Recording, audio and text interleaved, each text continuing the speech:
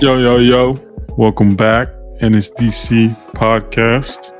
Your one and only homie group chat about collecting. And as always, got the homies in here. We got the one and only Elusive, aka Mr. Sherlock Holmes of the hobby. Don't even worry about it.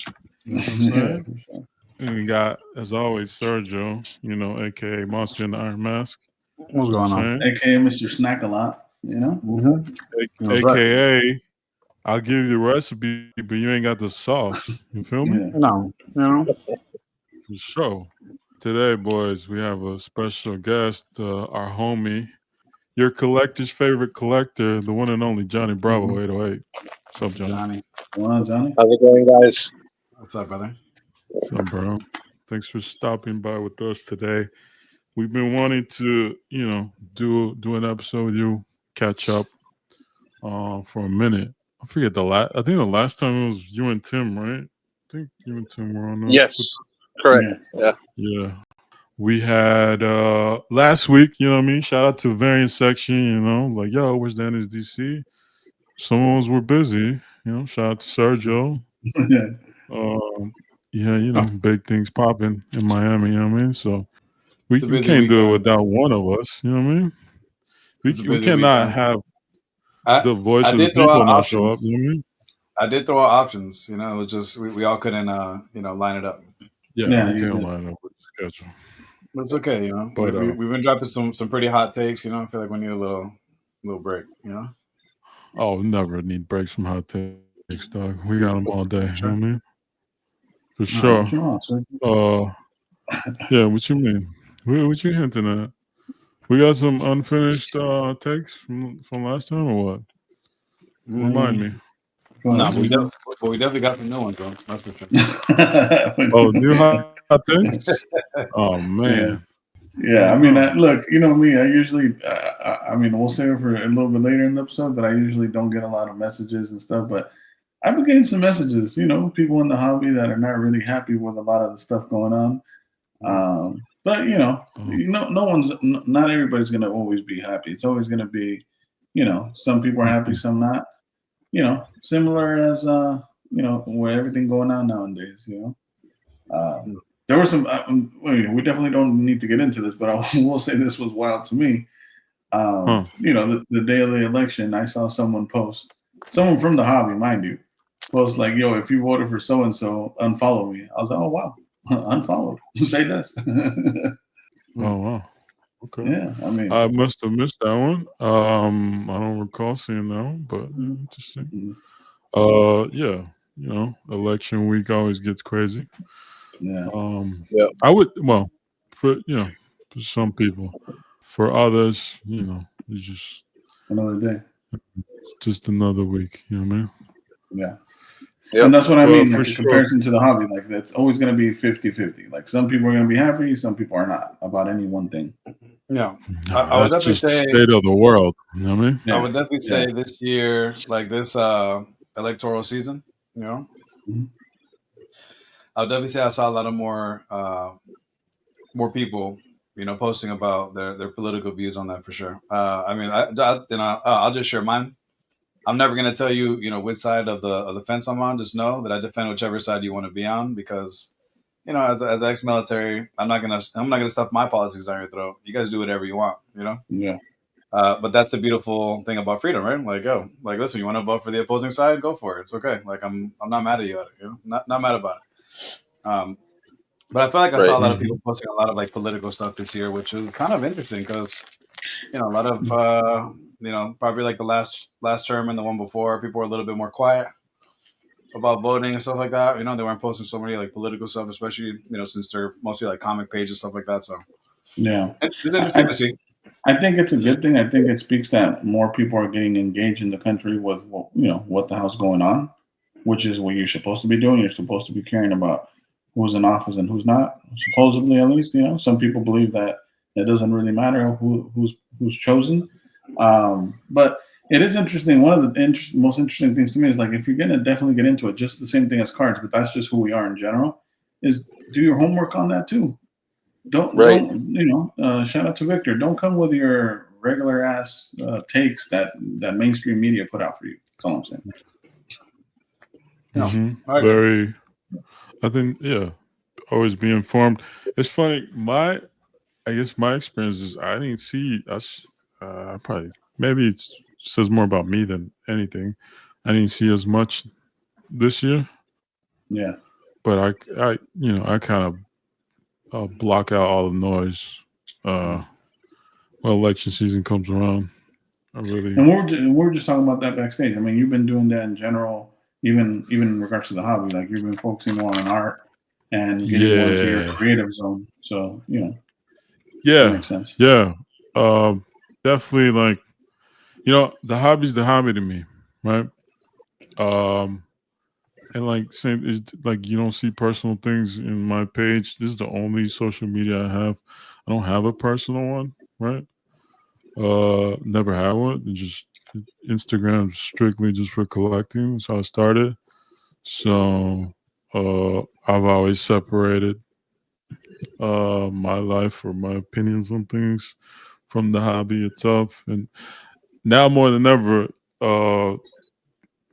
I've been narrowing it down last couple of weeks, maybe last couple of months, just strictly just going back to artwork. You know what I mean? Just look at all the artists and kind of surrounding myself with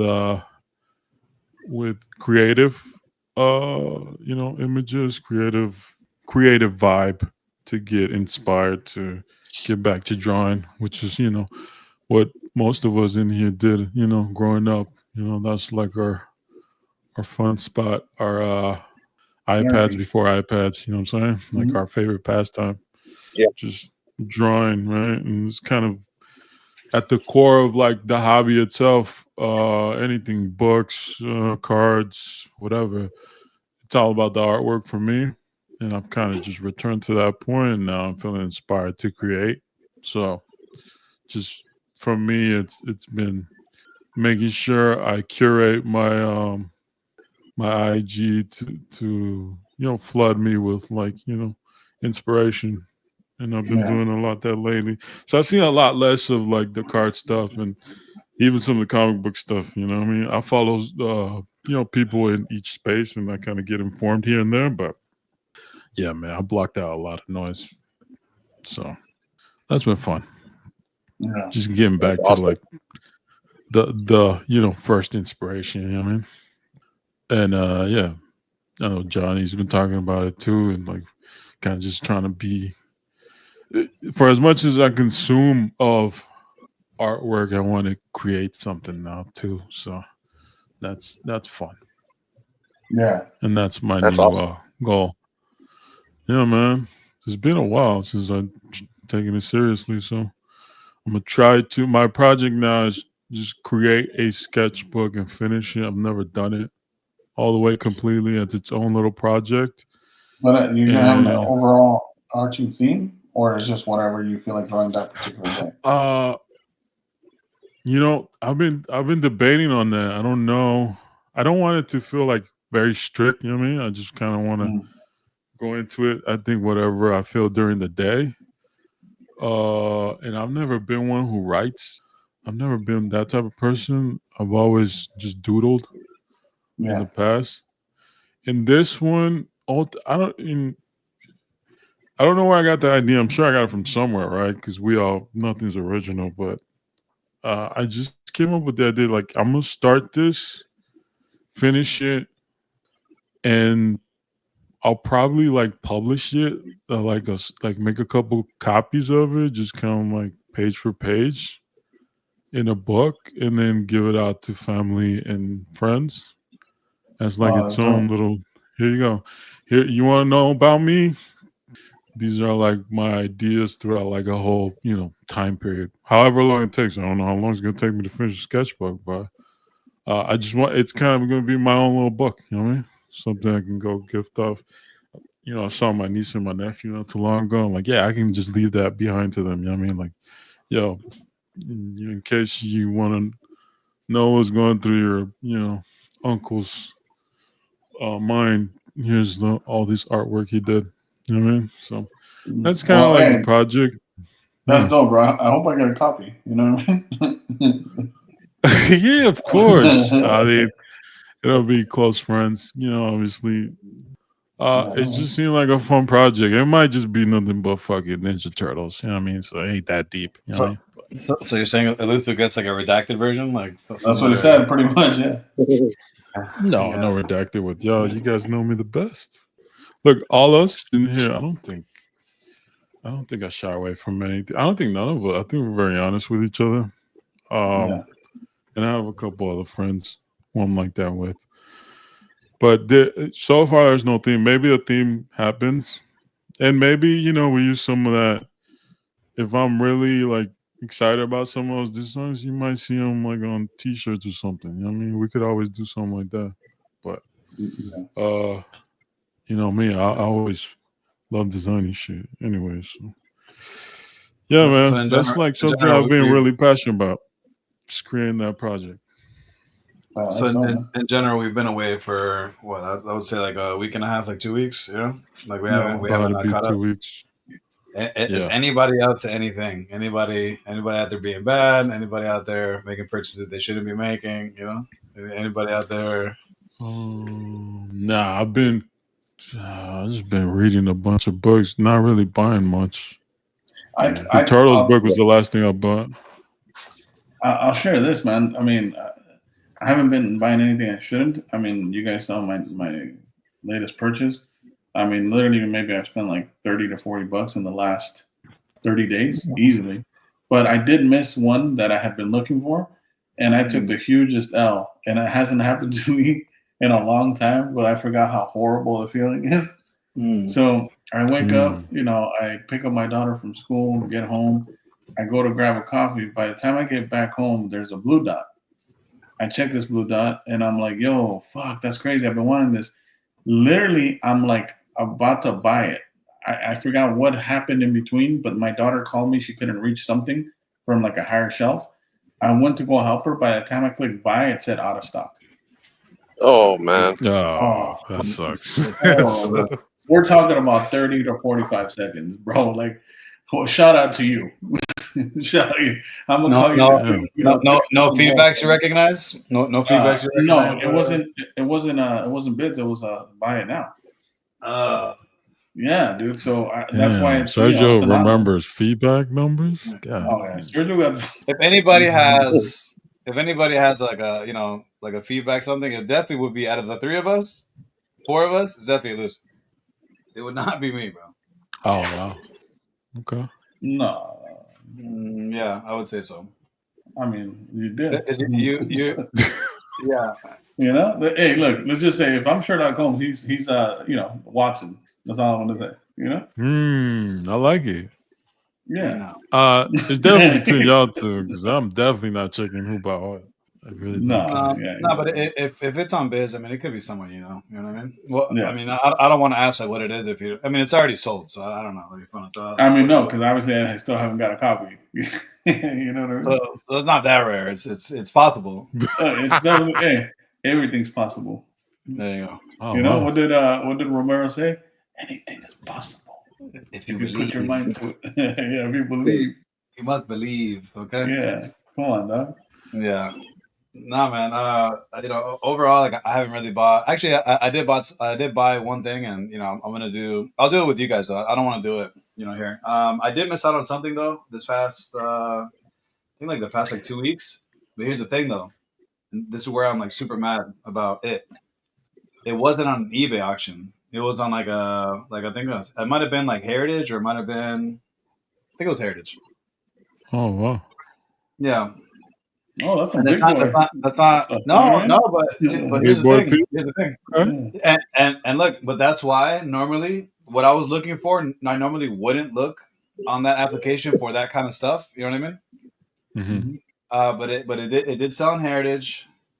I was extremely surprised, and man, like it was some pretty. I'm not gonna say what it was. I'll tell you guys like later, but it's not something impossible to get. But like what's available for buy now online is like it's just way overpriced than what it should be. Yeah.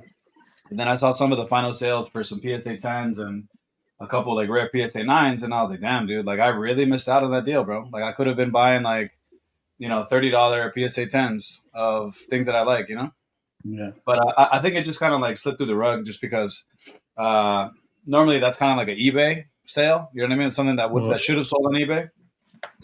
Yeah, if you're seeing but PSA, as soon as a card on Heritage, I wouldn't even go check for one. No. It's upsetting, right? So, And like, when I saw the sale and then when I saw where it sold, I was just like, really? Like that's fucking odd that this would have sold on Heritage and not on eBay, But shout out to Henry Pablo, you know what I mean? Good pickup. Yeah, Henry Pablo, that's you, you know what I mean? Yeah. But yeah, no, I that kind of like slipped by, whatever. But again, like it's, at this point, I feel very strongly. I'm in that like Johnny Zen mode where it's just like if it's there, it's there, bro. If it's not, it's not. You know what I mean? I picked up what I picked up, and if another piece is not there, Yeah. I will say though, I have been moving some of the cards. I know I mentioned it previously. I talked to Leo. Big shout out to Leo. We talked about a few things. He was looking to pick up a few things. Obviously, I was looking to trade out of a few things, and we made a little deal happen. And with that deal, it kind of just keeps like I mentioned to you guys before. It's like closing a chapter. Like we're closing a chapter in a part of like collecting that I've been doing for like a long time. And obviously, like there's a couple things that I want to like complete, but I think that it was a big pickup. Let me ask you a question based on that, Sergio. I am curious about this. Since I know obviously specifically what you're talking about, like now that you move those pieces out of your PC for cards, what is going to be like the theme of your PC for cards at this point then? Like what are you doing? As far as the cards, man, I'm keeping like things that are uncommon, Okay. Like foreign stickers, stuff like that? Like the foreign stickers, like the Grateful Dead promos, like things that you don't really see, like the error cards, Gotcha. Okay. Things you don't really see every day. But again, like when I said it, like, hey, I'm moving out of cards, like I was like serious, just because, like, I want to take away that stigma of like, I want to take away that stigma, like I can sell those pieces or trade in the thing. I mean, listen, to be fair, the item that I traded Leo with, I mean, you're not going to see many of those online. No, I haven't seen one since we've been collecting foreigns. Put it that way. And the item that he traded me, right? No, well, I mean, like the item that I traded him is not something that you're always going to see online. The item that he traded me, I've never seen online. So, just thankfully for him, like he is where he is in his, his collecting journey, his card collecting journey. And, he had something from previously from before that I wanted to complete, like, a rainbow of something that's, pretty old, something that, like, again, I've never seen personally myself. And, we were able to work something out. And I think everybody ended up winning. And, it became a little bit less about like, hey, let me try to make $1 off of free. Then like, hey, let's just find something that makes sense for both of us, Like, you want something, I want something. And like, sometimes, depending on who you're dealing with, like, people try to make a trade, like, harder, try to, get the final, like, the final hand, like on top of you or something like that. And it's just like, man, you know what, man? Like, I'm not even. Let me just get my money back for you. If I get my money back, bro, we could trade for this, dude. And honestly, like, I really honestly would care less, And look, and shout out to you, man. I'm very happy you picked up that piece. That piece is crazy. So congrats, man. But I will have to say, in regards to Free, Free, you're lucky that Doom chat's only, all Doom related. Because if it was comic Doom only, you'd be getting kicked out of that Doom chat already. You know what I mean? You're not really like a comic book guy no more. It's not the comic book, He's more of a card guy now. I thought he said he had like over 700 comics. I bet he still does. Like, that's crazy. I mean, but he's been getting rid. He's been getting over here policing who's in the house. Hey, well, I'm policing who was policing me. Put it that way. Oh, he was. Oh, you just returning the energy. That's it. Well, go ahead. My bad, though. Why didn't even jump in? Go ahead. You're good. I said my piece. No, but dude, I will tell you that I'd rather go that route with like getting rid of the card than to like maybe throwing it on bids or like whatever, like someone else. Honestly, like kind of like keep it in the family. Like, not that I want it back free. I don't want it back at any point. You can just sell it at this point. Yeah, overall, like pretty happy with that trade, man. And whenever I I get like that trio ready, I'll show it off. But I like that trade from both of y'all. Yeah, I think it's both. You both are in different directions, and I'm with it. I I'm like gonna it. cross I paths. think right. Well, yeah, and I think personally, I'm headed more towards Sergio's direction lately too. well, But I still love looking at these cards. I ain't gonna lie. I will say this though. I will say this.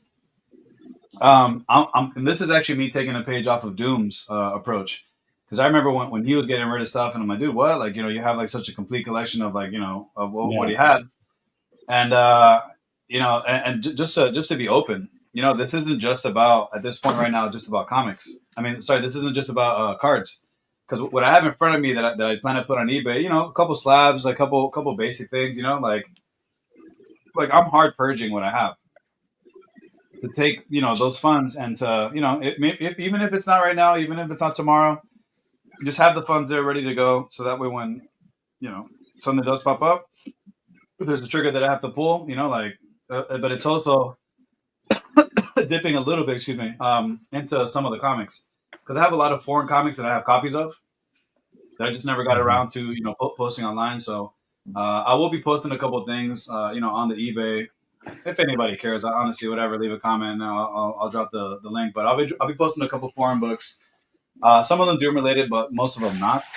Like most of the stuff that like I mentioned to you guys before, like when I'm foreign comic shopping, and I buy like 2-3 books, I'm gonna fill the cart because I'm gonna try to maximize the weight of that box instead of paying Yeah, $30-$40 for two box, or two books. I'd rather pay those $30-$40 and get 10-12 books and flip it on the other end, but just really put that energy and try to flip out of certain things that I do have, so I could keep getting into things that I want and that are out there right now. But yeah, man, it's just a little bit of a purge, like just really keeping and minimalizing down, like, hey, what do I want to keep and what do I not want to keep, yeah, for sure. and the stuff that What I about know, like you, Johnny? not we're not getting rid of. I mean, we ain't getting rid of certain things, Oh, for sure. You gotta keep something in the stash. You know what I mean? Some stuff. What There you about go. you, Johnny? You been doing finding anything lately? Um, Nothing much. Not much on the card or comic front. Um, I've been kind of stashing money away, trying to. I'm working on getting a PS5 pretty soon. I'm Oh probably man. gonna try to get one of the pros.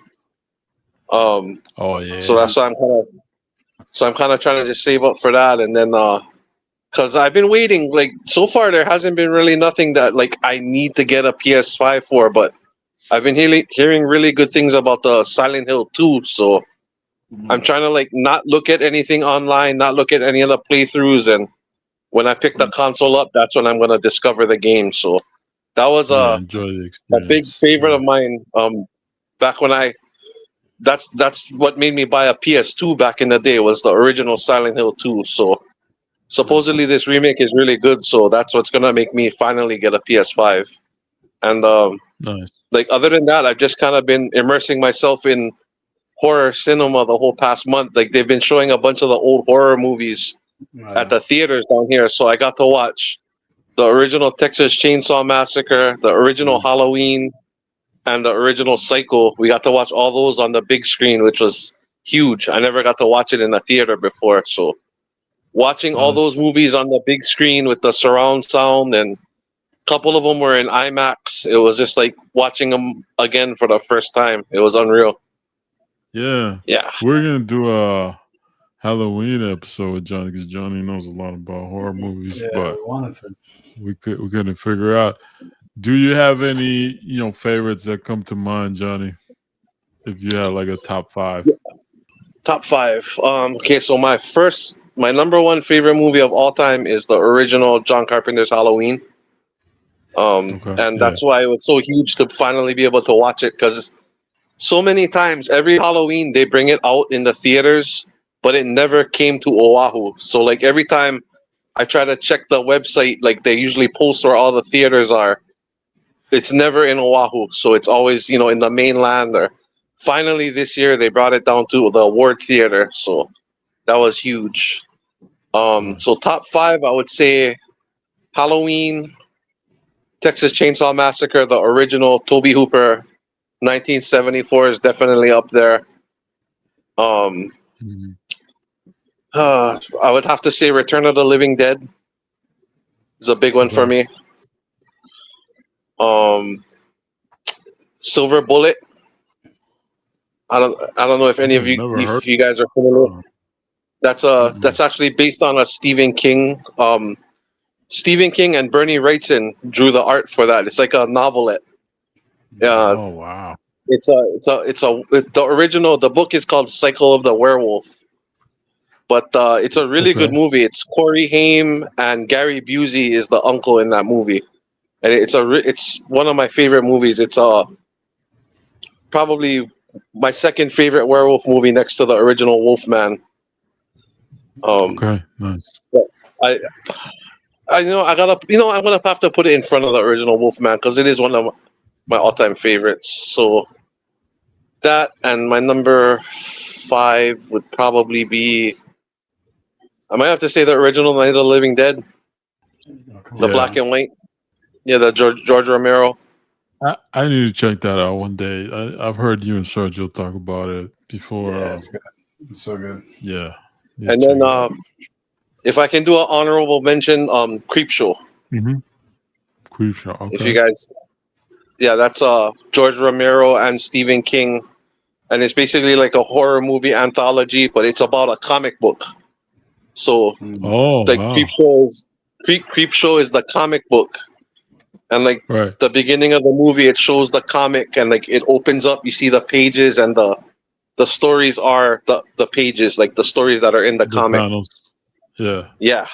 That's cool. Yeah, I might need to check that out. Yeah, that's a really good one. There's a Creepshow 1, and there's a Creepshow 2, which is really good as well.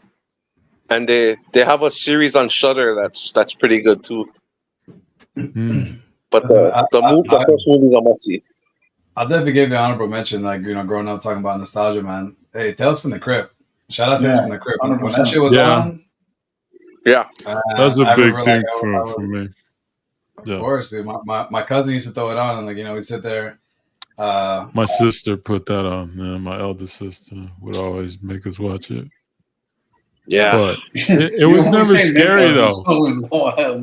Well, because I was a kid, like she dominated. We only had one TV, bro. She dominated. Like, all right, I guess we're watching Tales of the Crypt. The funny thing about that, I never got scared from the what was his name? Crypt Keeper. Creeper, yeah. Crypt Keeper, right? Crypt Keeper. Yeah. It was always intriguing, and some of those horror covers that we see now from like the comic books are remind me of that show and that era, that style. But yeah, it was always interesting, and those stories were always interesting. Yeah. They should bring that shit back. Like people try to make these like movies, and I think what's hard about making movies. Reboot it. That's what I was telling you guys last time when I mentioned that Guillermo del Toro Cabinet of Curiosities, that gives the same vibe to me. It's the same vibe. Okay. Yeah. What I liked about Tales of the Crypt, that there's no like reoccurring characters, so like you can always have like a fresh idea, like a new idea. Yeah, every episode is a new story. Skits. They're like skits, it's a skit. Everything's different. Yeah, it's like a 10-minute story, and then like you move on to the next. Yeah, like those short stories that have some sort of lesson or something, right? Yeah. It also, like, I know it's not as horror related, but what's the name of that show that's like black and white and it was similar, like anthology? Twilight Zone? Something Twilight Zone. Yeah, the Twilight Zone was always and a similar show, which at that time was the modern show, was damn it, I just had it. The name escapes me now, but there was another show during that time that came out that would start with like black and white like images, and it would say, "Oh, now we're controlling your television." That would creep me out. Outer Limits. Outer Limits, yeah. That would always scare me, but intrigue me at the same time. to watch. It was like Yeah. Saturday night or something. It was dope though. As a kid, it was kind of like, oh, this is kind of creepy, but it's super interesting. So I'm in here. Yeah. Yeah. I know this ain't horror related, but just sharing. Like recently, one show I've been binging, dog. I'm just being 100 with you. It was Yellowstone. Great show. Yeah. Oh, okay. I've heard Yeah. of it. Yeah. We went through that whole thing, and we're waiting for the new season. Thankfully for me, I just bought the first 2 seasons. I just killed the second. I'm getting into the third, and I think there's 5 seasons out. So you're waiting for number 6, right? Yeah. Nice. Yeah, that's a good, Is good that show, good? man. Huh? I might have to check it out then. Yeah. You know, I used to always hear about it, and I thought, again, you know what's. But me and my brother like started it, and we just didn't stop, and Yeah. we just ended up binging it like for a couple weeks in a row. Like during the weekend, we would just binge, and we blew through the 5 seasons in not too long. Dude, it definitely makes you want to go ride some horses. I'll say that. Yeah, right. You know? Get out on the open range. Yeah. Yeah, check it out then. It's a good show. I mean, I don't know if Sergio's about it. You know, he's more of a city boy, but it's a good show. Look, He's more of that Florida nightlife. You know what I mean? Speaking of, the glow sticks. I saw the glow sticks. He's when definitely you a glow started stick guy, 100%. I'm definitely popping mollies for sure. You know, yeah, man. As far as you know, it's. I feel like I'm in a weird space. You know what I mean? Like I don't want to watch like other people's like shit. You know, and we talked about that for a while. I've been really like disconnected for real from like IG. I'm just kind of looking into my own shit. Yo, what shows are you into right now, Sergio? What? What shows are you into currently? I'll be honest with you, man. The Penguin. I'm watching the Penguin pretty hard. Yeah, keep hearing about that. Man, it's just, man. It just keeps getting better, you know. Yeah, I'm gonna wait till finales this so week. binge that. Finales this Sunday, dog. So It keeps getting better. I am on this like the Gold Summit episode, so I still have like one more to watch. I'll probably watch it here after this. But yeah, it's just, man, it's like kind of like it's kind of like Soprano-y, you know. Yep. It's kind of reels you in, and it just gets better. I hope that they can probably continue that like going. I just just don't do it too much. You know what I mean? Like don't don't abuse a good thing going. Like just I hope it's a one and done. Yeah, I don't want Penguin season 2. Yeah, I haven't heard if there's another season. I hope it's a one and done, but we'll find out this Sunday. I will say though, I've been pretty excited as I start seeing some of the people drop for MegaCon. You know, starting to see some of the people drop on the list, people that are going to be there. You know, whatever the situation is. Pretty excited about that. I mean, that's probably as far as like collector thing. I mean, I feel like it's probably I'm going to go into season, probably busy as fuck for the next 2-3 months. And once we roll out of season, that'll be like the one thing that I go to as far as like concert for the year. Hopefully, seeing how it goes for like New York City Comic Con. We'll see where we're at when we get there. This upcoming, I do want to go check it out. Like MegaCon is cool, but like I don't really think that this is there's nothing like New York City or San Diego Comic Con. Well, New York seems like the spot if you want to go see the most creators in one place. Yeah. So, New York just seems like a. I mean, for me, right? I mean, both. I mean, even for you guys, California is definitely. Well, I don't know about maybe not Sergio, but for sure for you guys, California is the closest compared to New York, right? Yeah. So come through San Diego Comic Con next year. Stop playing, guys. Yeah. I don't know about that. Twice. Well, I'm surprised you haven't gone. It's right there. Right next I've been waiting for you, dog. What do you mean? Oh, it's me, huh? All right. Yeah, well, I'm trying to, all right, well. I wouldn't even say one day because I've seen some videos that thing's way too packed for me, bro. I saw some of the New York stuff too. I'm like, bro, there's no way you're gonna see. Dog, we'll sneak one of those wheelchairs, dog. I'll get you in the wheelchair. That's the only way to. Lines, dog. You know what I mean? That's the only way to do it. But we're definitely gonna take turns sitting down in the wheelchair though, because it does get. Oh no, I'm out there. No way. Yeah, it's just a lot. But from what I can tell, like the creator centric one is always New York Comic Con and Heroes. which is I think Charlotte or I forget where, but yeah, I think it's Charlotte. That's gonna be damn. We're in November already too. Like it's about to be a wrap this year. Went by quick. Yeah. Uh, It's your flu on bag. that, yeah, on the Halloween stuff though. While we're at it, I do want to shout out, Dave. Shout out to West Coast Avengers. He put this video, uh, the House of Secrets '92, Yeah, which I think is what the first Swamp Thing, first appearance of Swamp Thing. yeah. And he kind of went through the short story. It was cool to see it. I had no idea what the story was about, but it was like a weird kind of heartbreaking at the end. So it was really cool to see. I've always seen the cover, but I've never actually seen the inside of it. And I think he had like a 6.0 that he cracked, and he just flipped through it. Did a video. That was He pretty cracked dope. the 6.0. I think. I mean, Mhm. I don't know if you know what that books cost, but it's not cheap.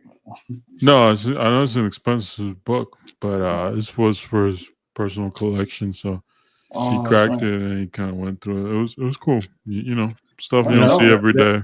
Yeah, You know, Dave's a big advocate of cracking slabs. You know what I mean? Yeah, yeah. for sure. That's dope, man. Well, shout out to him. And yeah, if he, I mean, I haven't seen the video, but just by the way you're panning over that YouTube, it seems like he did a good job, like showing all the Yeah, panels. showing the panels. He should do something like that consistently with different books. Yeah, he has a couple, but this is cool. I think it's like a couple pages long, only like the story. I think there's other stories in the book, but yeah, I mean that cover is definitely iconic. So Yeah, that and was that one, cool to see. that one's nice, even in the Navarro version, if you've seen it. Shout out to Comics I've never Caldron. seen it. He has that in the 2.0. It's up on eBay. You know, he wants a little. Oh, He wants a kidney, but other than that, wow. it's a solid cover. Some like. Yeah, it does.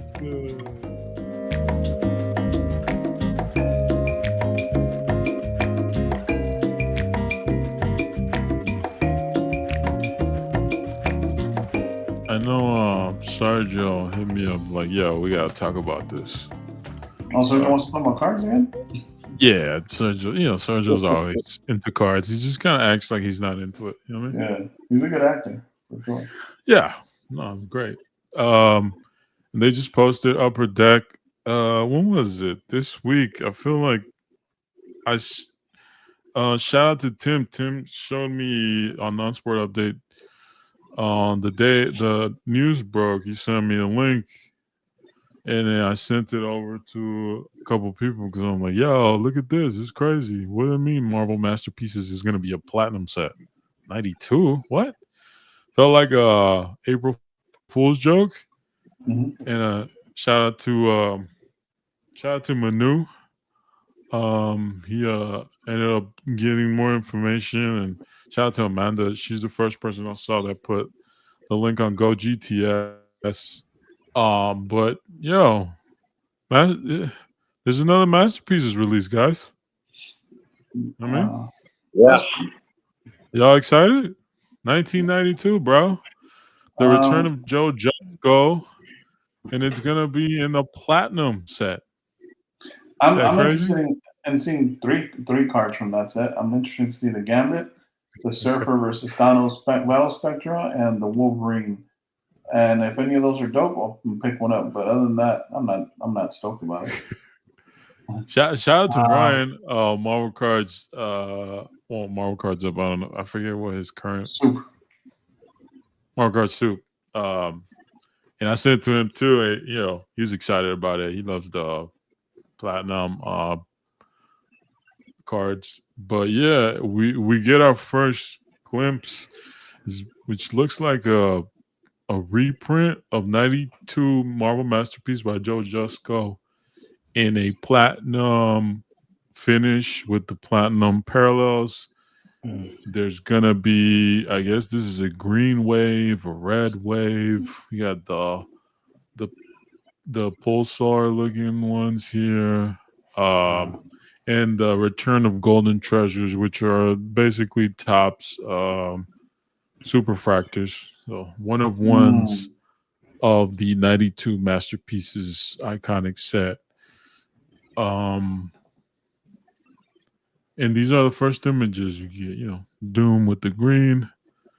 You go Psylocke. Shout out to all the Psylocke collectors. You got nice Jean Grey here, and they're doing some interesting things. On top of that, they're doing variant covers, which they're adding the trade dress to them, like we would see in modern masterpieces. That's cool. As what if or variant covers.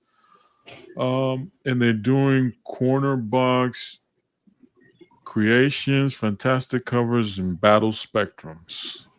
So a little bit of everything. This shout out to Will. I think Will said this feels like a what if masterpieces. Also because they're bringing PMGs into this set, which is wild. You get not only do you get the golden treasures of a platinum 101, now you get a gold 101 PMG. Green out of 10s, blue out of 50s, red out of 100. So you also get holofoil, which look like holograms in the background. A wood variant, a metallurgy. A wood variant. Bro, they're pulling all the stops out. It gets better, bro. There's the blue checks, you get your clear cut rainbow canvas, a leather insert. Oh, that's pretty cool. Yeah. Leather, huh? Because you want to throw it in your wallet? Yeah, of course. Yeah. Get that patina. You know what I'm saying? And yeah, this is like a whole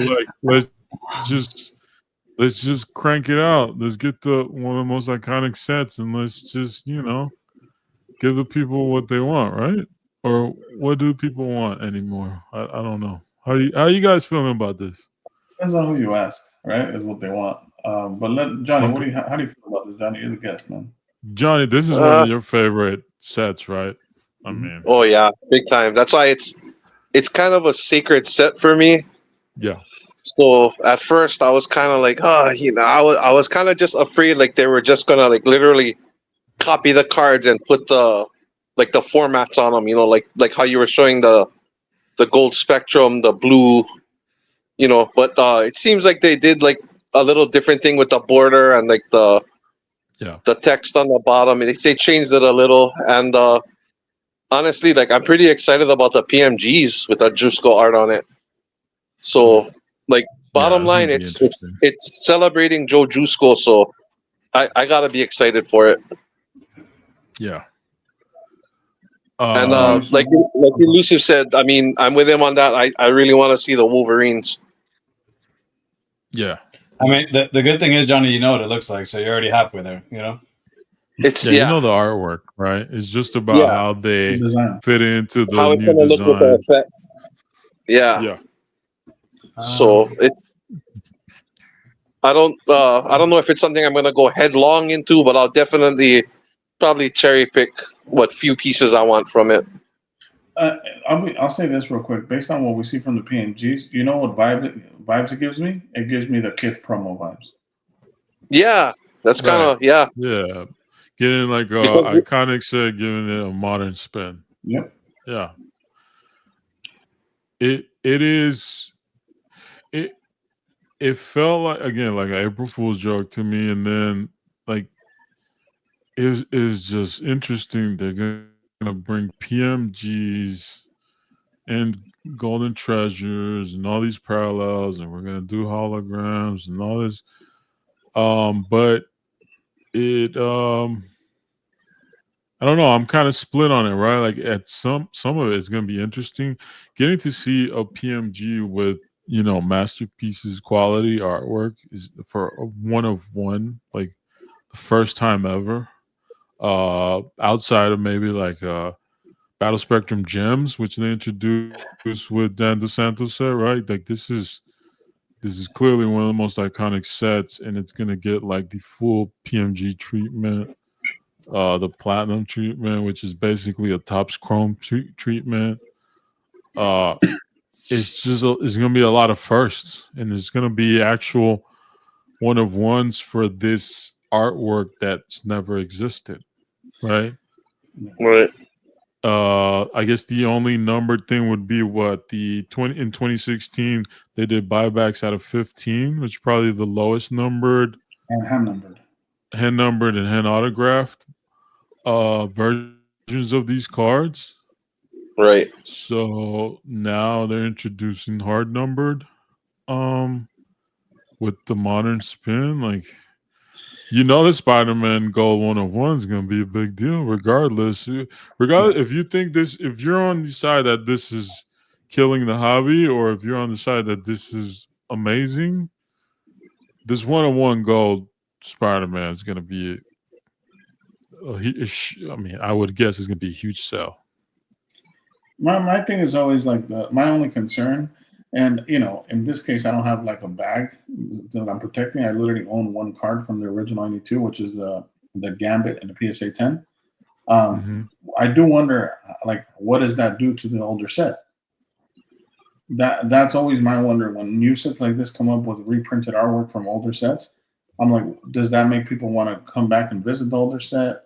Like, what did Marvel Excel do for 2016 Jusco? Did it do anything for it, or did it just bring all the focus onto the? That's a good point. It's a really good point. Yeah, that was a very interesting release. I don't know. It had some people introduced to 2016 because they weren't around, right? I saw a lot of, well, I don't know how many, but I saw a good chunk of people actually buy into it. And that was a more awkward one because it was just a 5x7 jumbo cards, which is a little like one of its kind, was kind of funky for me. I'm used to like traditional card size, so I'm this looking is at gonna be three cards per packs, 8 packs a box. Yeah. Well, and they're doing a blasters. So this is the blasters sell sheet, and in here you can see like some of that, like cracked ice purple.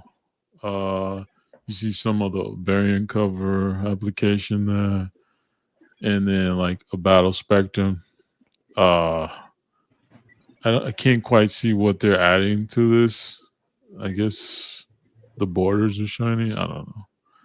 And you do have corner box creations, which again, so is this Just Go artwork that's never been introduced before? Did he do some like corner box artwork that now they're producing in cards? Because obviously Spider-Gwen was not out in 1992, right? No. Yeah. So I'm wondering if this is like they're just pulling from the archives of other Just Go artwork that maybe hasn't been introduced in card sets, which makes it kind of unique, right? Like it's. I mean, he's definitely got some. I mean, we can only see that one, but I know that he has a couple like comic covers, recreation stuff like that he's used in recent years. So maybe that's it. Yeah. My take on this on the Marvel Platinum. I mean, number one, price point matters, right? Like what this cost matters, like equivalent to what's actually inside the product, right? Yeah. I don't know, man. I mean, I feel like, and then maybe this is just me. Maybe you know how like Avengers had like two sets of PMG cards inside the box. Like I had like two sets, the high series and the other. Here's the price. We have the retro. price: $299.95 per box for 20 cards. I mean, here's the other thing. Again, it's just a thought, but I don't own any OA from this set. But I just feel bad for the person that owns like the OA, because didn't they even do a reissue of that OA as well? There's like the OA, and then he did it again, right? So there's as of now, there's like he did. So it was the FPG book where it was a book about the set, and he did commissions like recreations, but they weren't fully. They're just a figure. It wasn't with the whole background. The figure with like a small piece of the background. Yeah, and I believe those were like $2,500 or something like that. Well, so there's not two people that have the same exact gambit of the OA. It's not the I same. don't know about the original artwork. I don't know much about it, but I know what he did recently was like commissions, the recreations, but not like fully with background. Okay. Oh, I see what you're saying. Just the background is what changed. Yeah, it was like white space, and then you would get the figure. Yeah. Yeah. So it's kind of like the composition of like how they are on the PMGs. Like it's mainly the figure, and you get like a small Without piece of the background. Yeah. Gotcha. Okay. But I mean, I feel like I've heard before, like there was multiple paintings of like the Spider-Man or something. I don't know. I'm not again. I heard it in passing. I don't know if it. I don't know much about that. That was before my time. You know what I mean? Yeah. And I don't know who owns the 92 Masterpieces artwork. I've never seen it. I've seen. Yeah, you've seen some. I'll show you a guy that owns the Gambit on IG. He owns the Gambit. He owns a lot of Bob Larkin from '94 X-Men. Okay. Yeah. Yeah. Maybe. Oh yeah, I have seen the Gambit, but like I haven't. Yeah, I guess not as many though. Yeah. Like recently, you know, a lot of guys bought the 2016 pieces. I don't know if any of the 92's been up for sale, but I haven't checked to be clear, so I wouldn't know. Yeah. Yeah. So that's the only thing. How do you feel about it? Well, that's how I feel about it. I just feel bad for the people that like spend a lot of money trying to get like the full set in PSA 10 because that's super hard to do with the 92 set, right? As you guys know, those are tough to grade. If you look at the comparison between that and even like a 90 Impel, or even like what's another one, like another masterpiece, but from the 90s, those 10s have super low pops, relatively speaking. Like I think the Gambit is less than 30 10s. Because I feel like you know, for some of you that may have never like cracked one of these, they have kind of like that rounded like edge. You know what I mean? It looks like slightly rounded a little bit. Well, some cards are squared off. Like there was a whole divide on when they were produced because some would be rounded corners and some wouldn't. Yeah, so imagine like people like Turkey Birdie's, like he spent so much money building the 96 set, and at first he was going for gem mint. Since then he adjusted to mint. But imagine like the thousands of dollars, and then for someone to just, let me just reprint it, and obviously the quality control is going to be superior now, so these are going to gem a lot easier than 92s are going to gem. That's the thing I think it sucks for the collector. That's all. Now for the new people that are entering the hobby that didn't get to experience 92, obviously it's going to be an awesome experience and something new to them. So that's cool. It's going to be like the last hurrah because this is the last masterpiece set. Well, maybe unless they reprint 93 or 94 or 95. Like, I don't know if they're going to drop anything else, right? Like at this point. Yes, they're reprint 95. But go ahead. Personally, I would vote for 94 reprint. You know, rest in peace, Hildebrandt. You know, we lost him, I think, last week. But yeah, to me, 94 is like one of my favorite sets. I think the way Johnny feels about 92, I feel the way about that 94. 94 was such a big set for me. But it's yeah, I don't. If you have a 92 set, I don't think it devalues it. I think that's the original set, right? Like, yeah, it's a difficult accomplishment to get the full set anyway. So yeah, but here's the difference, right? And I know we were talking about this earlier, and it's in some aspects, especially speaking of the market, it might not be a good comparison. But for example, in Pokemon, you got the first edition base, you got the Shadowless, you got the base set 2, and then you had Evolutions in 2016 and whatever's come after that. The difference between that and Marvel, though, is that if you go look at those comps, the first edition PSA 10 and the Shadowless still are not even close to price as any of the reprints. The problem here is I almost guarantee you that some of these base set 10s are going to may outsell the 92 base set 10s. That's why I don't agree with 92 base set 10s. You're saying you're saying these 10s are going to outsell 10s for 92. Correct. Just looking at what we've been seeing recently, that everybody's all up on the new sets and spending more money on the new sets. That's why I feel that's going to happen. And which leads me to segue real quick. I was telling you guys a message I got from someone on IG.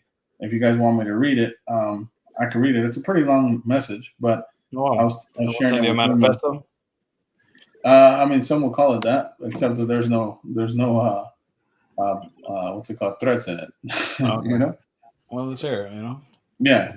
So I mean, this person obviously is going to be anonymous, but they sent me this message this week as soon as this set was announced. So here it goes.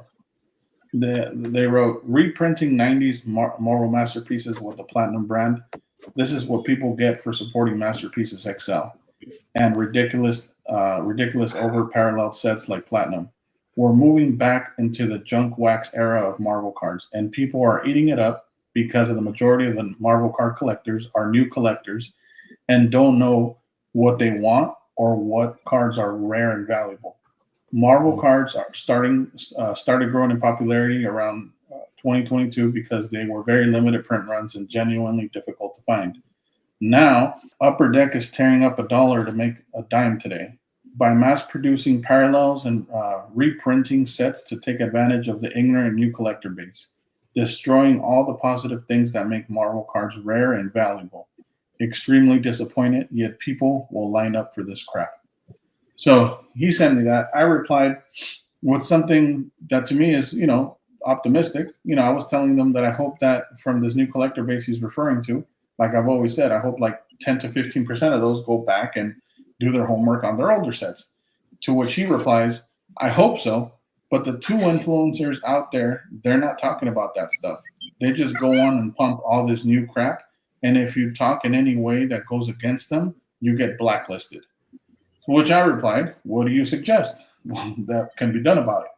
And he just replied to that, I think there needs to be an honest dialogue that includes experienced Marvel card collectors that know and understand the market, that help people understand how to value cards, and the fact that these new overprinted sets shouldn't be selling for more than the vintage stuff and won't hold their value long term.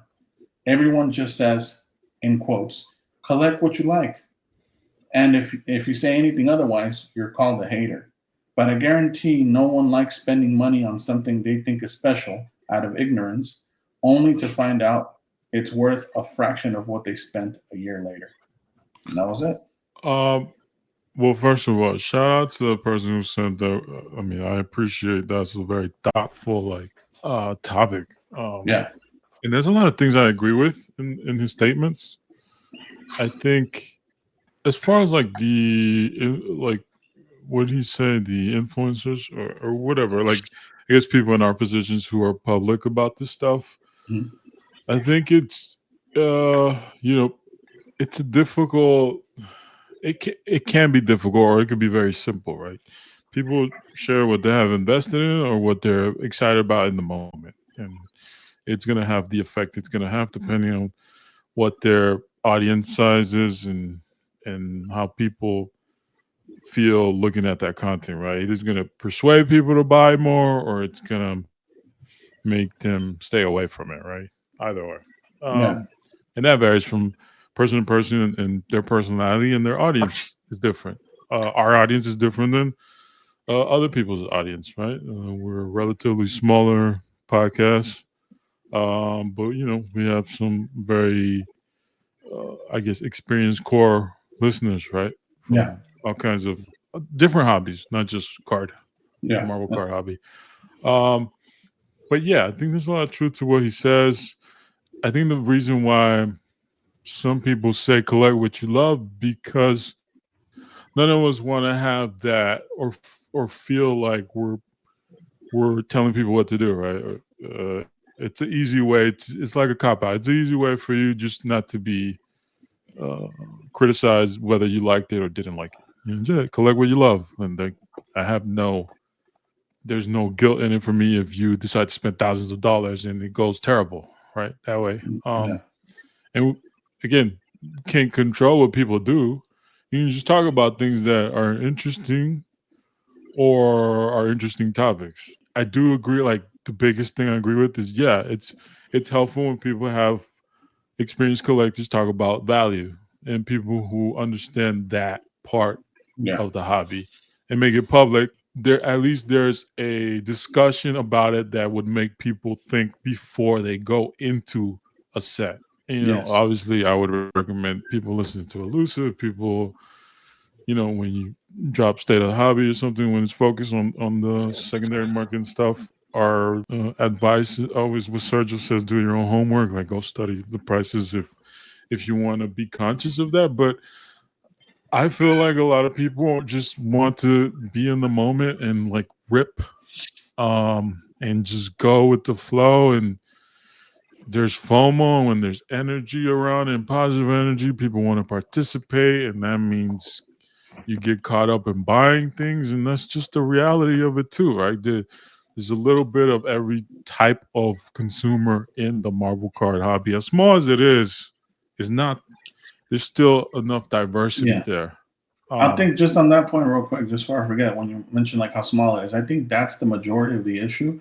I think like there's such a small sample size in comparison again to like other either TCGs or non-sports. It doesn't matter what it is. We're definitely one of the smaller card hobbies, Yes. and I think because of that, anything that new collectors do or new speculators or what have you is going to make a big ripple in the market. That's what It the has an problem is. Like, immediate effect. yes, Yes. it has an immediate effect because there's a lot of variance right now going on. I feel like that variance is going to be less and less so the longer the hobby is around, because organically it should be growing. And I think, for example, 5 years from now, if a new set comes out by whomever the company is, it's not going to have as big a splash as they're having now. And I don't mean in the sense of excitement or sales. I mean like it's not going to affect the secondary market as they do right now. Because we were talking about this earlier, right? Like most people, they're like lumber liquidators. They go on EPAC. There's a new set. They want to reach these achievements, and as soon as they get to their goals or the whatever the EPAC achievement that we're chasing is, what do? They unload their EPAC account. Yeah. Like they bombard the market. And again, the And- market is so small that it affects it. But that's my Yeah. take on that. And what a bummer for the ones that like go through that mission and get like the D grade prize. They don't get like the sketch they want or whatever like the achievements are for some of these things. Yeah. I mean, it's listen, 100% a gamble. That's all it is. Like, I guess for the sake of like, hey, like teaching people the old stuff is I guess it's like kind of fun, but I don't know. I just see it as like, listen, you take a card, you add a white border, you add some shiny background to it. I mean, there's not too much like nothing groundbreaking here. Some of the inserts I guess look pretty cool. I guess I want to see some of the other ones, but there's nothing in here that I would say like, oh, I'm definitely chasing that. Yeah. and That's just for me. to that person's point again, like, will a lot of this be a fraction of what it is from the moment it's released? Yeah. I think there's enough. We've seen enough data to suggest that, right? Like, Yeah. if you go look at Avengers Medals first week sales compared to the current sales this week, it's a big difference. Cards have been going down ever since they get open, but we see that wave every single time. And obviously now you get like a release per week, before the license runs out. So it's just so many products at one point. I believe it's some. Let's see. It's gotta be before December 4th, so that's in I guess less than a month. They gotta get it out sooner than later. But like also, I feel like for some people this is gonna be their first experience, so there'll be some things here that hold more value because there's going to be hard number stuff, which this set didn't have in the beginning. Yep. It's a 90 set, didn't have hard number cards. Just cards going up, We've seen a lot of Jusco artwork around the hobby. Clearly, like he's one of the staples of the masterpieces set. He was the one who introduced it in 92 and 2016. Reintroduced it as the modern. So there's always going to be like hype around his artwork and nostalgia tied to it. Yeah. But I mean, I don't, it depends how you view it. If you're just viewing it strictly off of value, then some of those person's points are correct. I just think there's a lot of different type of consumers in the hobby, and there's not just one way of viewing, you know, the impact of the set. Like, you know what I mean? Like it's gonna vary, and Yeah, I mean some that's people why are gonna lose out. Some people's collections are gonna be affected.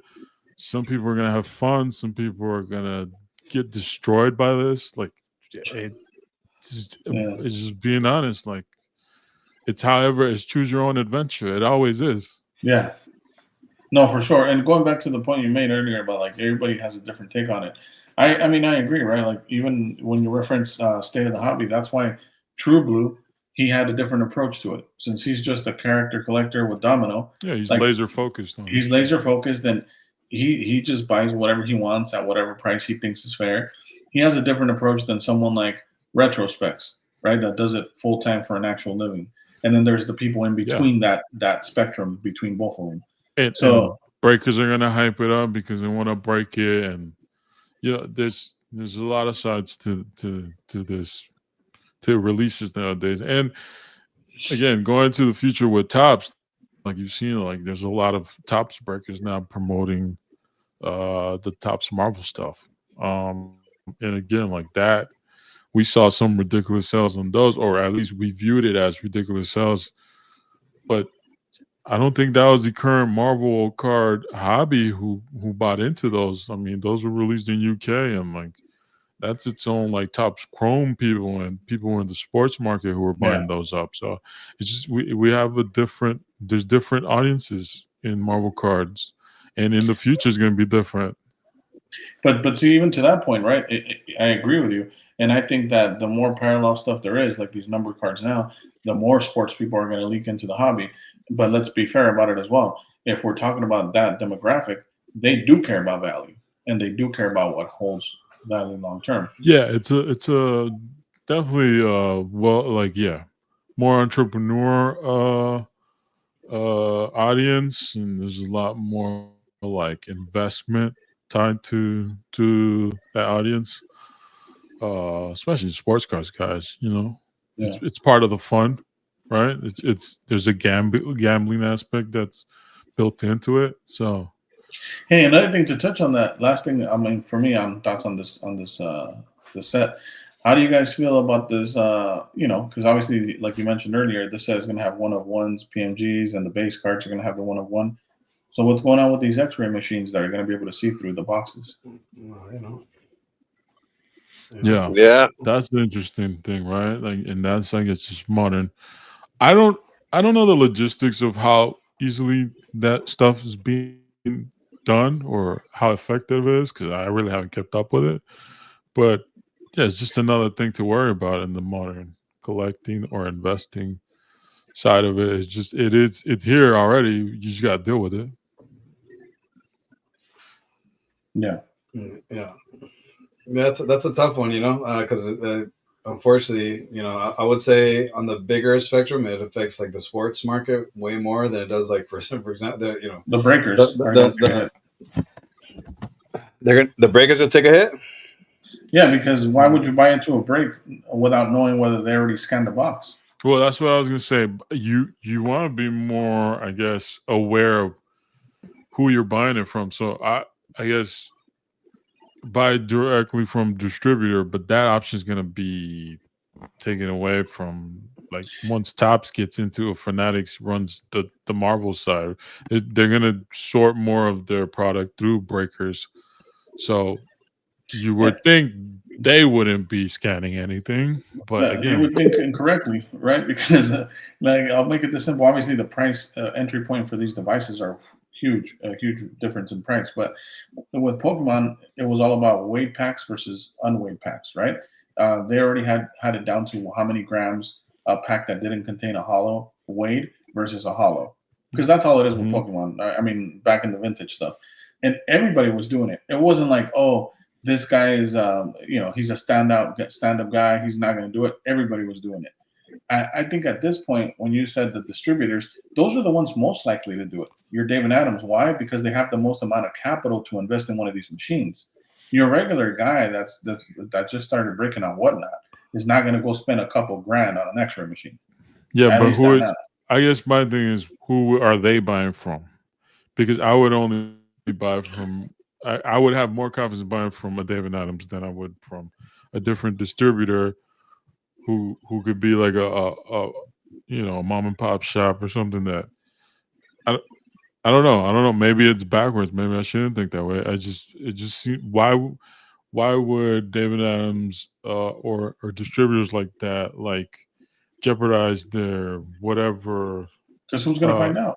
trust they have? Who's going to find out though if they did it? Let's say they get an allocation of, I'm just making up numbers, but let's say they get like 100 cases, right?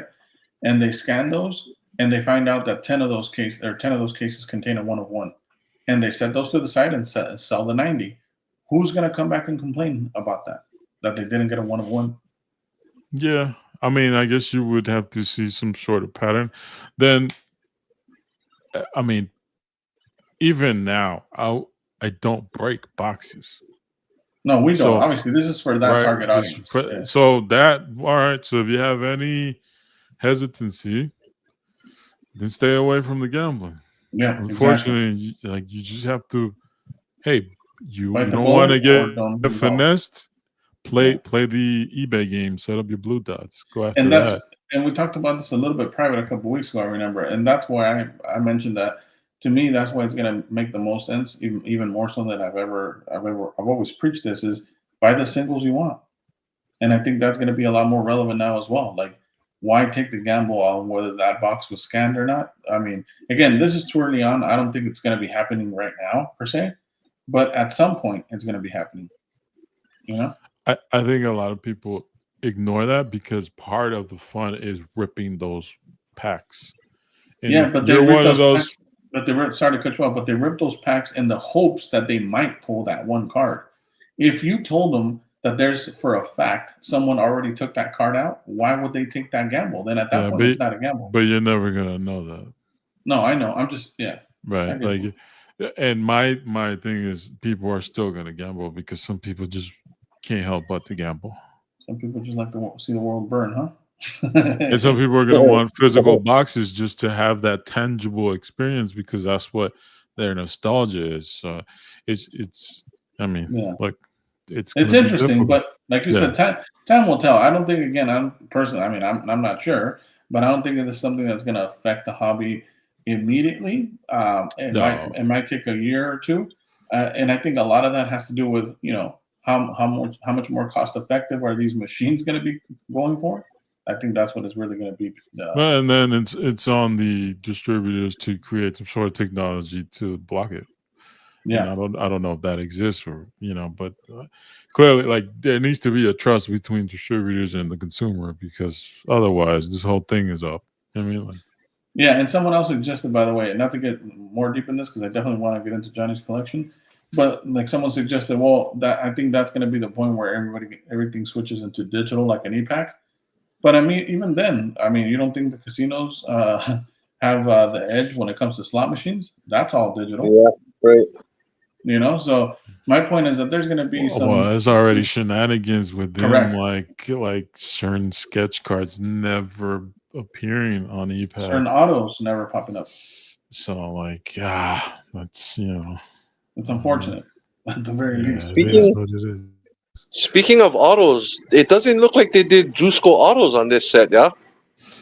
Maybe they didn't hit him up again, Well, I think I saw someone posted. I think he posted a response where he says he had no indication this was coming, but just like in the Excel, Upper Deck made it right. He expects them to make it right. I don't see here. I know in the original posting they said there was artist autos, but I don't. Yeah, you're right. I don't see autos here. I see numbered cards and no also no sketch cards like they indicated at first on the non-sport update post. So it's just numbered cards is what I'm seeing. Yeah, which makes sense, right? If he had no idea and it's only his artwork, how would there wouldn't be any other autographs? So like, even for me, like, again, like this is probably it might have even taken over 90 MU as my favorite set, the original 92 masterpieces. Mm-hmm. To me, like, this isn't going to take away from the magic of the original set, for me anyway. Right. Like, the original cards have a certain look, a certain sheen, the way they're printed. I'm interested to see what these look like in hand, though. But, yeah, that's what it is. I mean, I just, And this is a full chromium set, so already there's a difference, right? They're not right. gonna be traditionally like it was in '92. This is gonna be Yeah. all shiny. It's And going to be interesting, though.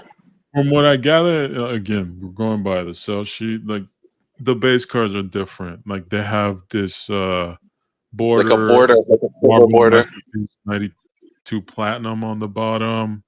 So it's just not going to be 1-to-1 with the original, which is good. I Right. think they need to make that distinction. The way people are not confusing it, and I don't think people will. So that's why I don't think it affects the original set. If anything, I think it adds like some collectability to the original set, and Yeah. it's It's crazy. some fun inserts. Whether you want to partake in that, like it's up to the person, but I think the original set's still gonna be like its own thing. For sure. And on that note, if you pull a gambit, let me know. We can make a trade. 100. And you pull any Wolverines, let Johnny know. I mean, Yeah, hit up Johnny ASAP. We got that both ways. Yeah, right on. yeah, but don't try to fleece Johnny. If you do, don't even hit him up. No, and that's me saying it. How dare Yeah. you? Don't ever try to only fleece try to Johnny. fleece me, not Johnny. You know what I mean? No, clearly don't. No, No, I don't don't fleece. fleece Elusive either. You might catch but, a meme. You might catch a dog meme with some of your offers. Yeah, I mean he'll trade you something. You know what I Yeah. mean? And Yeah. Johnny will trade you something. Just just be 100. respectful. Yeah. Yeah, Automatic. and watch your tone around these people because relax. You know what I'm saying? The only Wolverine collector I recognize is Johnny. So yeah, let's just put some respect on that. Because word will get around, and I'm just letting you know, whoever's listening, word get around, and then you're excommunicado. Yeah. Don't ever fuck with Johnny. Fuck out of here. All right. Before we move on to the second part, I did want to quickly, just plug this. DC Annual went up for sale. We've seen the sell sheet. $89.95, January 15th. DC cards are officially out. In case anyone is interested. That's gonna be fun to see. And the DC era will begin.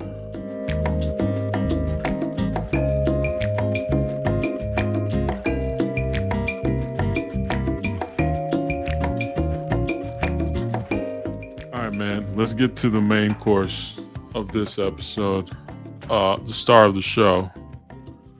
We're gonna talk some Transformers now. You know what I'm saying? And Johnny, a lot of you know Wolverine collection. He's got a lot of collections, but Transformers is always one he's been passionate about that we know of. So we just kind of wanted him to show us, a little bit of his collection. Thanks again for showing us. We got some images here, Johnny. Just take us on this trip, man. What are we looking at here? Okay. So right here, this is the Takara Tomy MP10 Convoy, the masterpiece Optimus Prime. So in Japan, they don't call him Optimus Prime; it's Convoy, and that goes back to the Diaclone. Before Transformers were Transformers, they were Diaclone. It was a completely different toy line. It was kind of like mechs.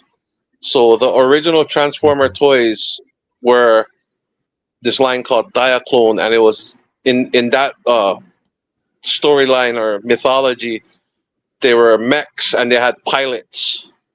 So the original toy that Optimus Prime was based off was called Battle Convoy, and it was the red truck with the trailer, and it had its pilots.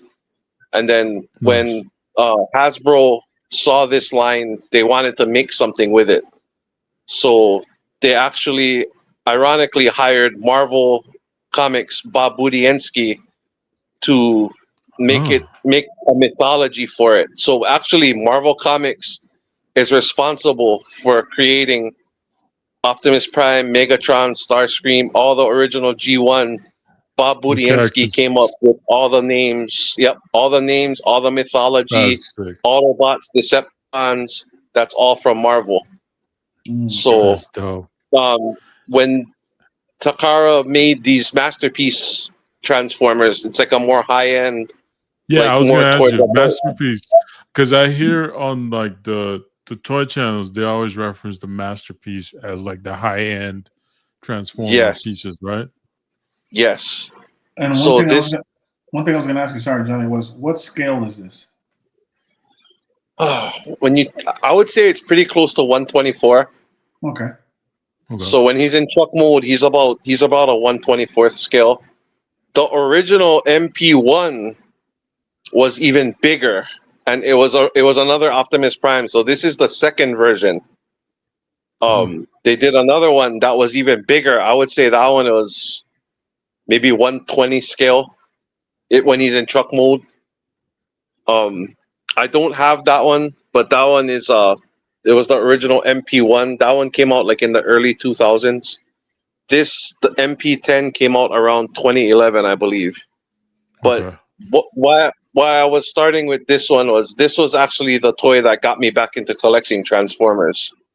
So Nice. there was this store we had on Oahu called Toys and Joys, and everybody who grew up on Oahu in the 90s, 2000s, this was the place to go for like Japanese games, import games, old Nintendo, Super Nintendo, Genesis, Gundam, Japanese toys. This was the place to go to get it. And one day, it was around 2012, I want to say. Me and my buddy went in there just to go look at like NES, Genesis games, just to see what kind of old games they had. And I was looking at the shelf with all the Gundams and the Japanese toys, and I saw this box right here. And at the time, I couldn't afford it. It was beyond my price scope. I think the one they had over there, I think it was either $250 or $300. Yeah, But Yeah. I was just like blown away by it. I was like, wow, like at the time I didn't know like how, in Japan they call him Convoy, but I'm like, this is Optimus Prime. So later on I Yeah. did my research, and in Japan he's called Convoy. But yeah, it's just and then also go ahead. just for a comparison, like you mentioned that the first gen that came out that was like a much older one. What did those Yes. go for in comparison to this one? I want to say the MP1, the retail was about 150 to 200. Okay, but no, And then what's the resale now on the MP1? if you find a sealed one, I think it can go for like $400 or $500. Oh, okay, yeah. Yeah. It looks a little rougher. Like he doesn't look as refined as this one, but it's still Optimus Prime. He looks good and blocky. He looks, it's like a upgrade of the original toy. It's a lot of die cast. But this one they refined him a little more. But this is still a homage to the original G1 toy. Right. Okay. And I mean that. I don't know if you talked about this, Johnny, but where did the love for Transformers come? Was it just like watching the cartoon as a kid, or? Yeah, so I started with the cartoon. The two main cartoons as when I was growing up, my first cartoons I got into was Transformers and the early 80s Spider-Man, the reruns of I think it was like 1981, and Okay. Spider-Man and His Amazing Friends. Those cartoons were like my two favorite things. Nice. And my uncles drove truck. They used to drive actually like a flat nose like Optimus Prime. Both of them drove, and they drove it with a big container. A couple times they Nice. even backed up the container into our neighborhood. We live in a dead end street, and I remember my uncle bringing the container like in our street, blocking the whole road, and just to say hi. And when I saw there was a truck in Transformers, that just fascinated me, and Optimus Prime instantly became my favorite Transformer. And that's just cool. like his leadership. And it's crazy because Wolverine is my other favorite character, and I like him for a completely different reason. Like Wolverine's the exact opposite of Optimus Prime, but Optimus is just like the ideal hero, like the stoic, Yeah. Always does the right thing, or Like always tries to Superman. do the right thing. And yeah, so that's kind of where my love for it. And the other big thing for me was the storybooks. So I had a bunch of the storybooks when I was little. Ironically, it was Marvel Books printed those out. So Oh like wow. the artwork from that really, like, for me, I really fell in love with the art from those books. Right. It's kind of where So your nostalgia is for this. That's cool. yes. So And yeah, that's this your is view. That's the back, right? Of the Yep. So that's him in his robot mode, and it just shows how his trailer opens up. You get the transform. roller, the battle deck, That's sick, and man. yeah. Then when it stands up, it becomes the repair bay for him. But yeah, it's very cool. And they actually did an American version too that Hasbro made. I didn't get it, but a lot of people like that one because it looks more like the cartoon. He has brighter Okay. reds. The blues he doesn't have that purple blue. It's like a straight, Royal Blue. like almost like a lighter blue. So it's more like the animation. But I like this one because it's the Japanese toy that they use the Right. inspiration for. The That's original. sick. Yes. If I remember watching some Transformers episodes of the cartoon, but more than anything, this reminds me of the Power Rangers, right? Like that was kind Yeah. of my era. But yeah, I mean, lately, and I don't know if you've been keeping up, Johnny, but there's been like a huge Transformer like resurgence, especially like comic book wise. They got Daniel Warren Johnson doing the whole universe. I believe I Yeah. forget I what heard it's publisher really it good. is. Yeah, I actually want to check it out because I like his artwork and I've seen a couple of interviews of him. But yeah, it's they have like a whole universe connected with a couple IPs. But yeah, Transformers is definitely it's back, and it's always been like a huge staple. I would say Transformers and TMNT are some of the biggest collections people collect in toys, like across Yes. all the toy channels I've seen. Yeah, there's definitely like No doubt. super fans there. Probably around that same Right era on with with G.I. like Joe. yeah, same GI Joe and Motu, right? Some of the biggest fan bases on those. So Yeah. it's always been dope. I mean, we like cars too and like Yeah. robots, so you get a little bit of everything. You win with everything. So Yeah. this was the second masterpiece. Like once I got the convoy, this is my favorite Decepticon, and he's kind of underrated. You don't hear about him too much, but it's Skywarp. So usually when you think Nice. of a jet Decepticon, you think Starscream, but as Yeah. a kid, this was like one of the first full size Decepticon toys I got was Skywarp, the black and purple jet. So Yeah, he's I like just the he's just color been a scheme. favorite of mine. I love the black and purple. Yeah. And With the hand of as a red. kid, Sick. yes. And so as a kid, like when I was originally getting my toys, like the Optimus Prime, I didn't get an Optimus Prime for like a year because just you could never find it in the store. Um, and like with the jets, I never did see a Starscream in the store, but I got Skywarp and I had a Thundercracker, which is the blue jet. But for Yes. the masterpiece, the first one I went for was the Skywarp, so I was lucky. I was able to find one for a decent price, and yeah, it's a really nice piece. And this one as well. I mean, I just didn't take him out of the box yet, but you just kind of keep them in there. And So you once have I get these my display in going, box. yeah, Yeah, Have you ever been Johnny, interested in crazy. what? That's Yeah. wild.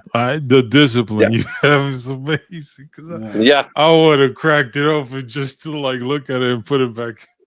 I'm going to soon, probably. I mean, like just for the sake of it. I mean, you Yeah. know, part of the fun is you gotta get them out and Yeah. transform them and mess with them.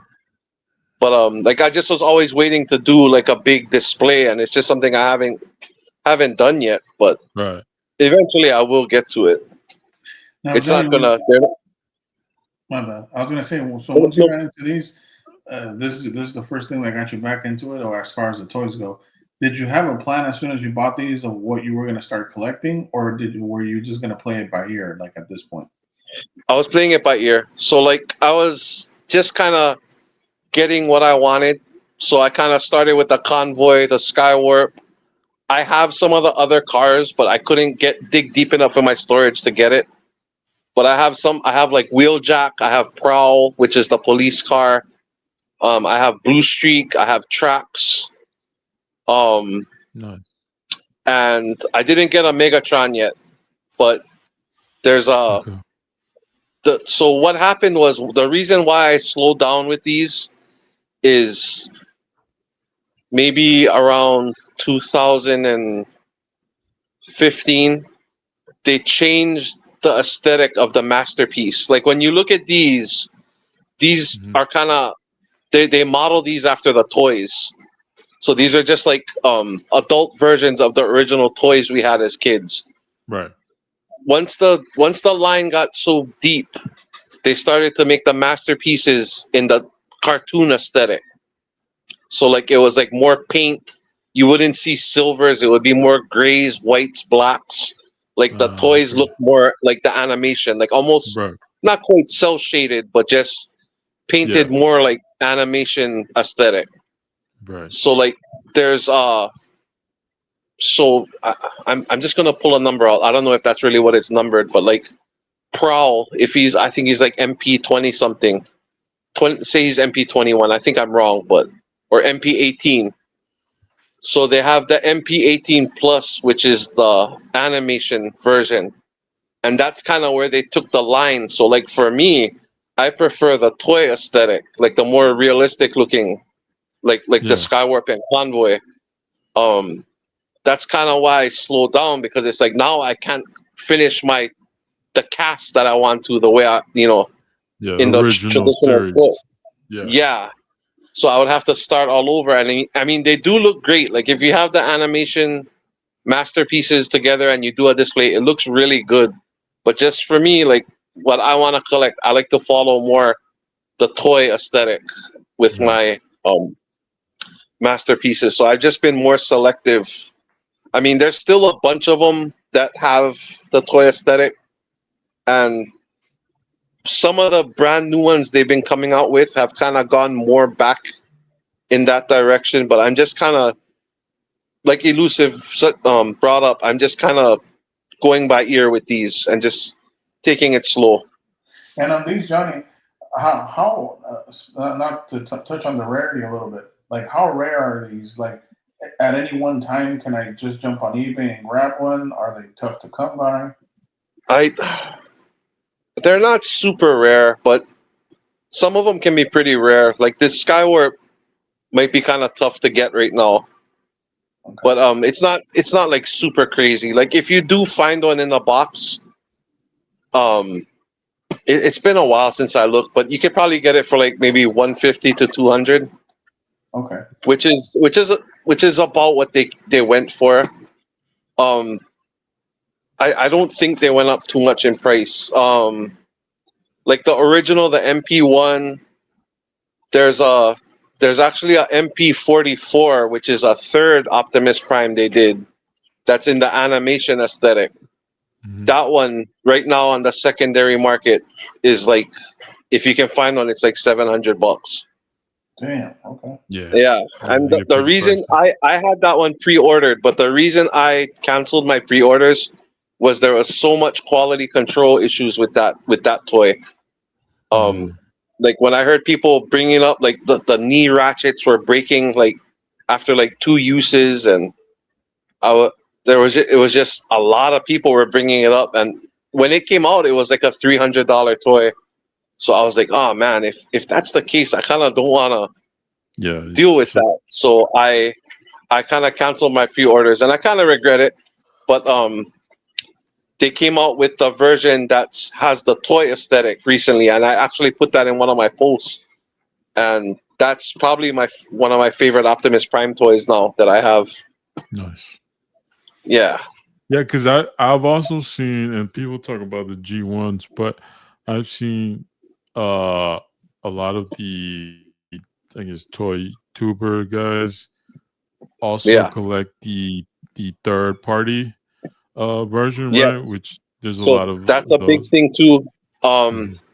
I own one third party, and I didn't even I don't have it out in my pictures, but it's a company called Magic Square, and they actually did a really good animation Optimus Prime.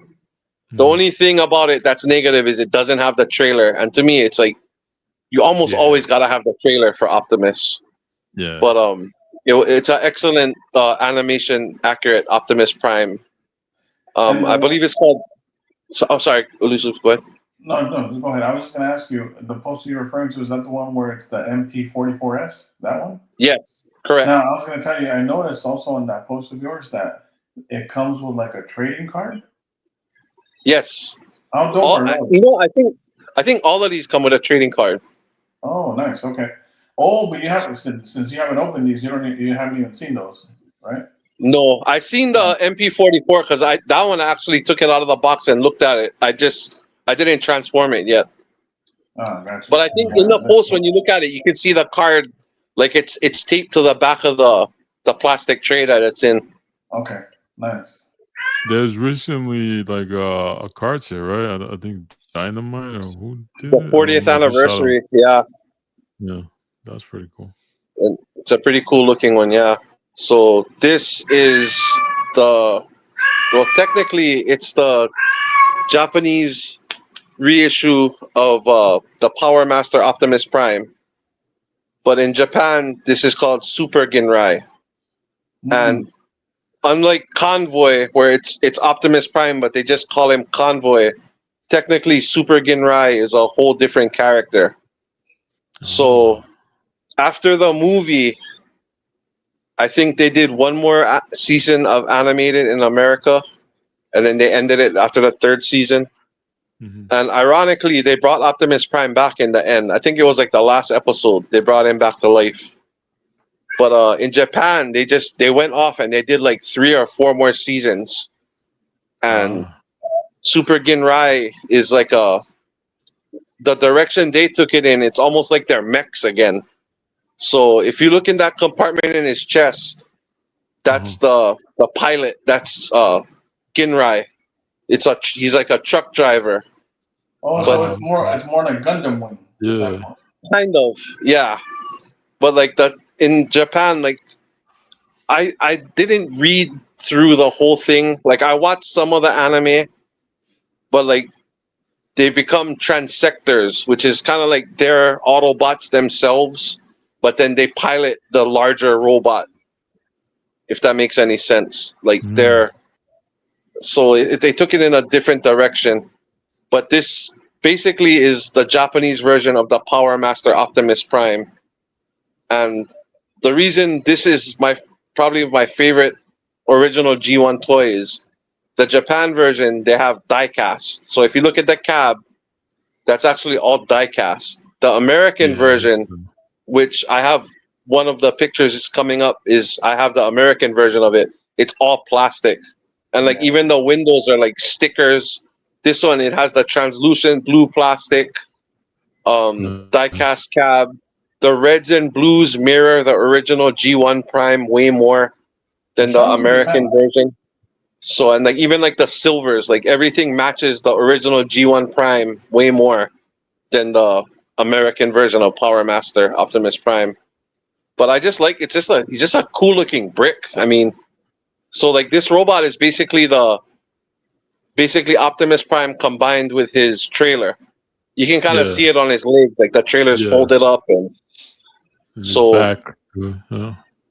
yeah, so That's like he's an armored truck, and then so that's the core robot.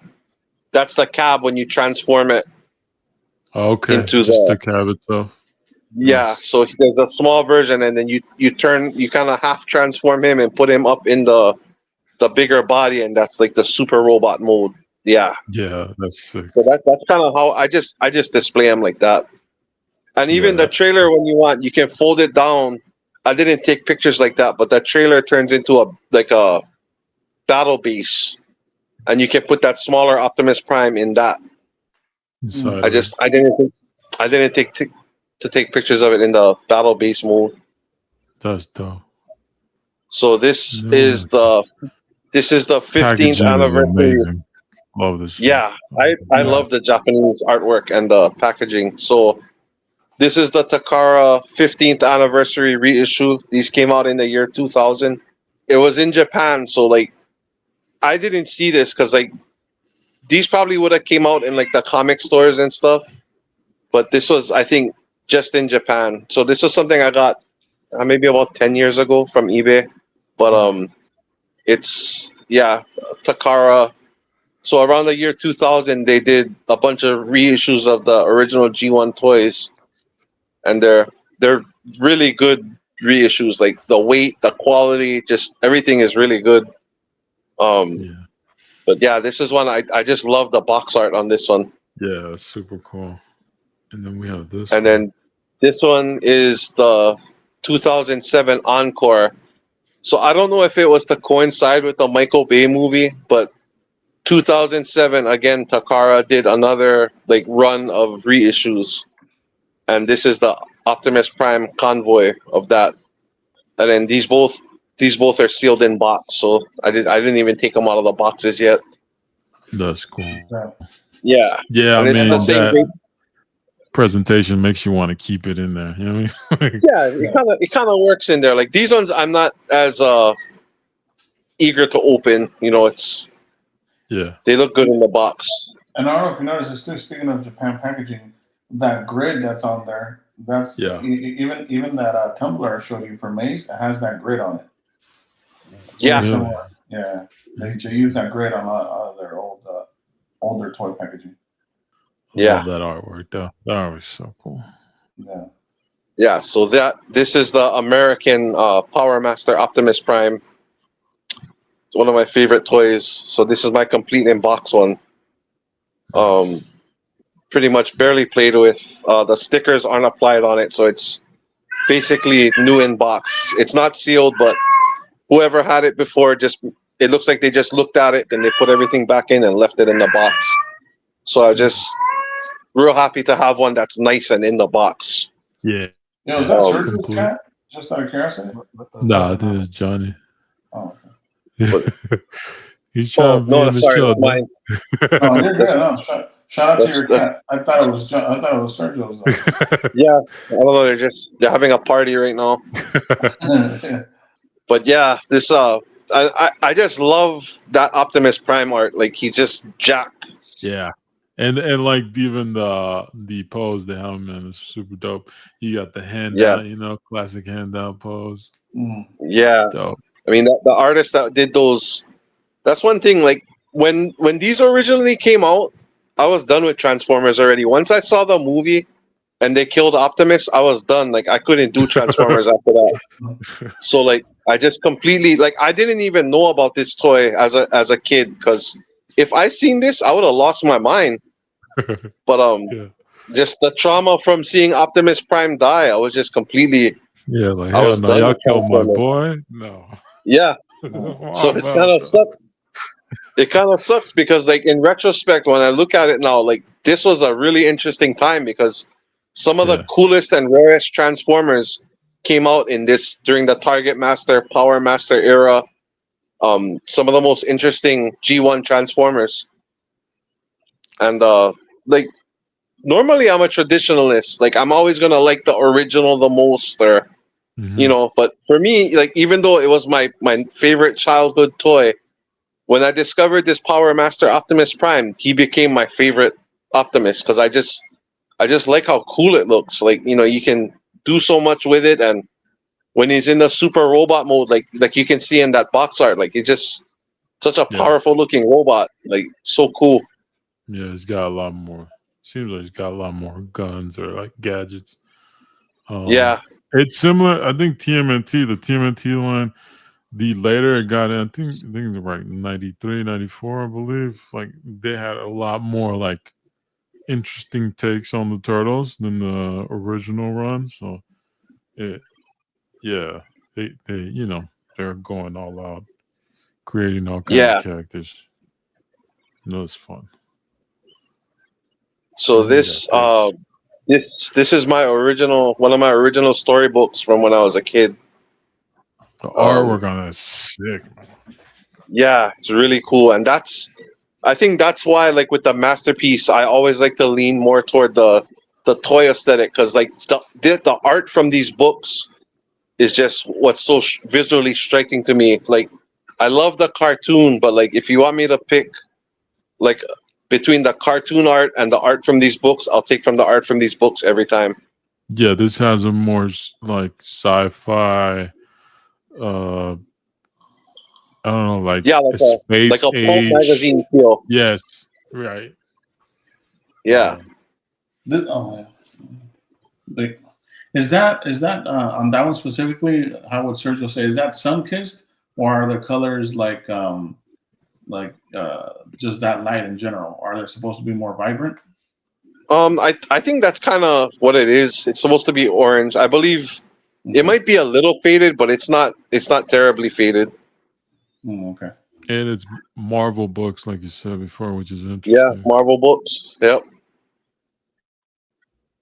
And that's go. my thing. My mom wrote that in there when I was little, That's because sometimes I used to take them to school. Yeah. Yeah, that artwork is dope, dude. Pointing at your name, that's just tight. Yeah. Yeah, that's super dope. I Yeah, would. the artist that did Yeah, these. you should scan that. I would scan that, and then like you could always have that template of like the artwork in the box. Yeah, That'd be sick. that's a good idea. Yeah. And I remember So these yeah, type of books. These are definitely like yeah. Every cartoon had them, right, to some effect, and you would have interesting artwork in them, like the Yeah. kid's story, which was always about the IP, and it was always different than the animation. So it was almost like seeing the cartoons come to life in a weird way, right? Because it was Yeah, detailed drawing or painting. Yeah, that's it dope, is. man. Yeah, The so I just colors. picked some of the. Sorry, I just picked some of the like the interior arts that to me really stood out that I wanted to share. So Yeah, the reds look very like that vintage red. You know, I don't know, something about it right away. it has that like early '80s feel, huh? Yeah. Yes, and I really like that. That's like a military tank or something with that Jeep face looking thing. He's a That's Jeep. Yeah, bro, I love that. Love the color. Yeah. This is bad for me, Johnny. You ain't get me dabbing yeah. into Transformers, bro. So yeah, so I'm sorry I mixed up some of the. So this was the other book, The Great Rally. Okay. This was probably my favorite of my childhood books, because this one it's around the car race, and I think it was Norm. yeah. The same Did the art. artist as the other one, I believe, because it said Norm on Yes, the cover. correct. That's dope. Yeah, I mean, look at that. Jeez, you can make a poster out of that. Yeah, that's sick. Yeah, a little Mondo. It's definitely that pulp, Yeah. like space age, like It reminds me of the French of the French comics. They have that kind of feel. Mm-hmm. Yeah.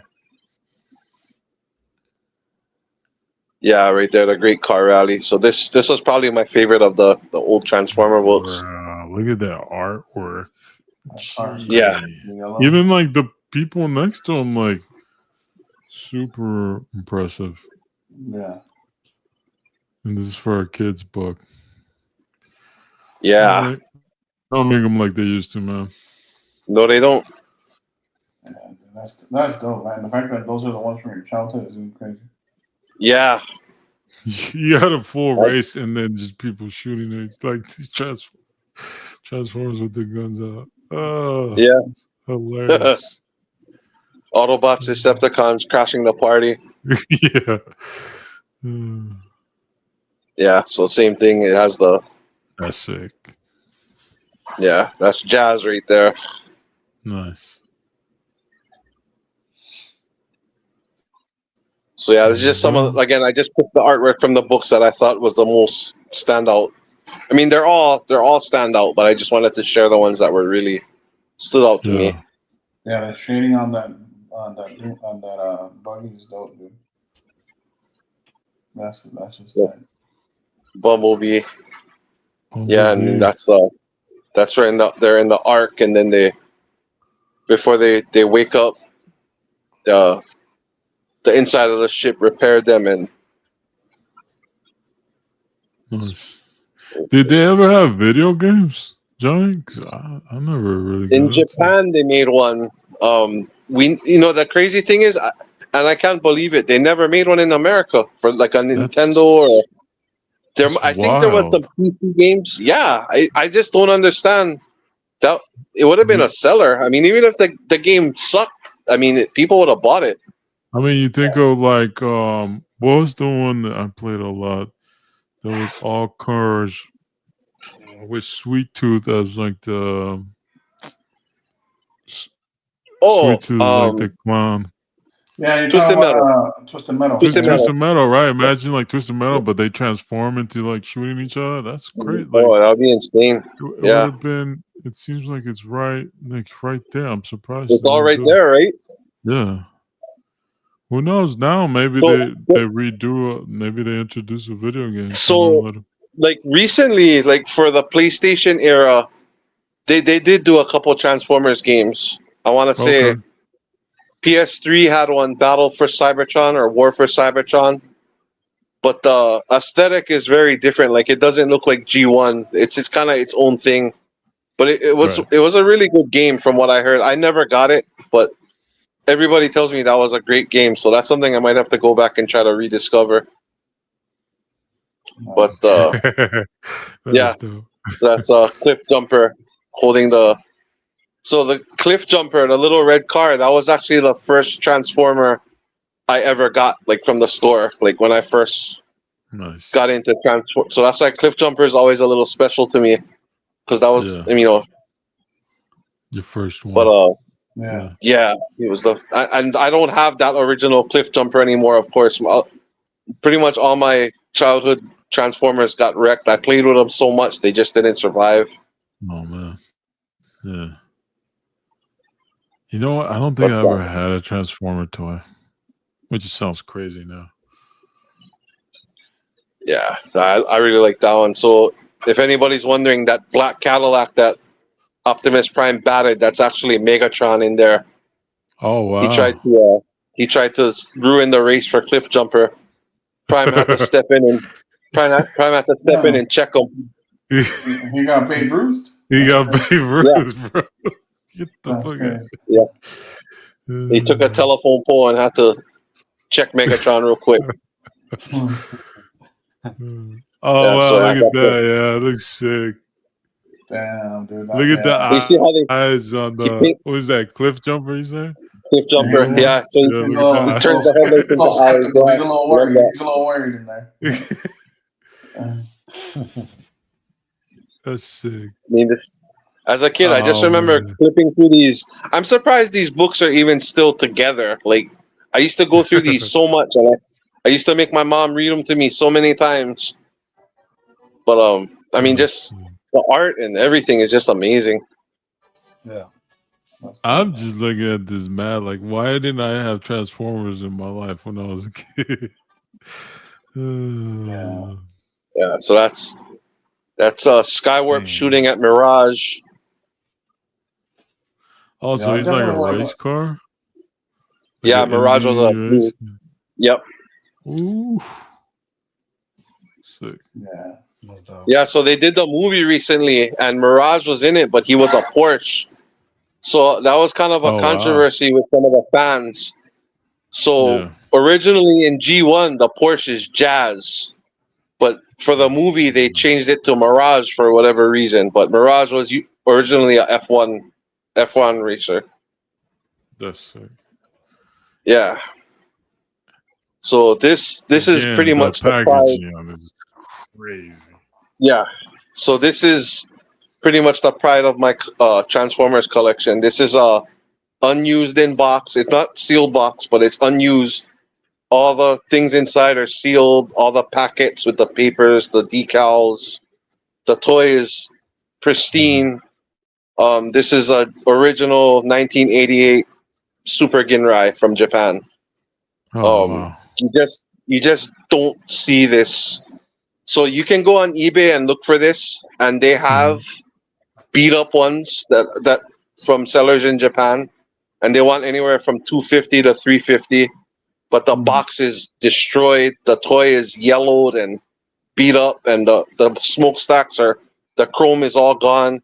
I was really lucky. Like when I really got back into collecting Transformers, I got this pristine copy, and I've just kind of held on to it. So that's why I bought this one. But later on, I bought that Japanese reissue that we were looking at earlier, the one that's out. I bought that so I can display it. But this Keep is that one, basically bro. what that is. If you took him out and transformed him, it looks the exact same. How And long you is said this? this is 88, right?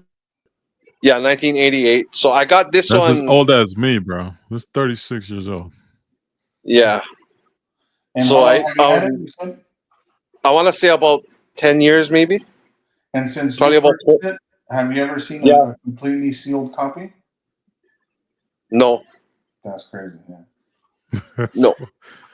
That's wild. This was like probably the first and only pristine one I've ever seen. So it's just so hard to come by. That's dope, man. Congrats. Yeah, thank you. Yeah, really Look stoked. at And look at that that. box art. Oh Yeah. my. That's to me like I don't know how they don't make that into like a lithograph. I'll take 2. Yeah. I'll take two. yeah.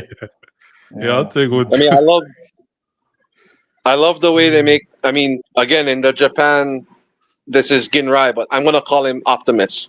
Optimus looks badass on that painting. I love it. And look at some of these. They almost look like kaiju. Like that blue one there is like a. Yeah. So some of those are the pretenders.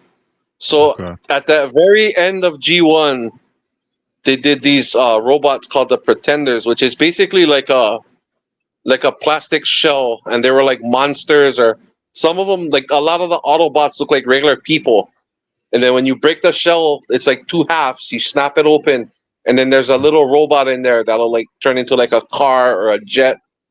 So that one, I might be wrong, but I think that one is called Skullgrin. That monster that That's sick. is in front of Optimus Prime.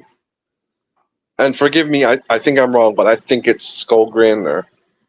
But yeah. So some of those were like monsters or Yeah. animals or. The one on the left reminds me. The one with the horns reminds me of the Yu-Gi-Oh card, the Summon Skull.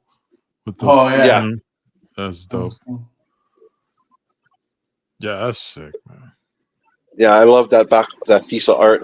It's just so And cool. these you did have to. I know even like the third party ones, you have to apply like the stickers. Like this is a whole technique. Like you got to apply the stickers on the decals on yourself and stuff Yeah. to make it look legit. Yeah, a lot of them.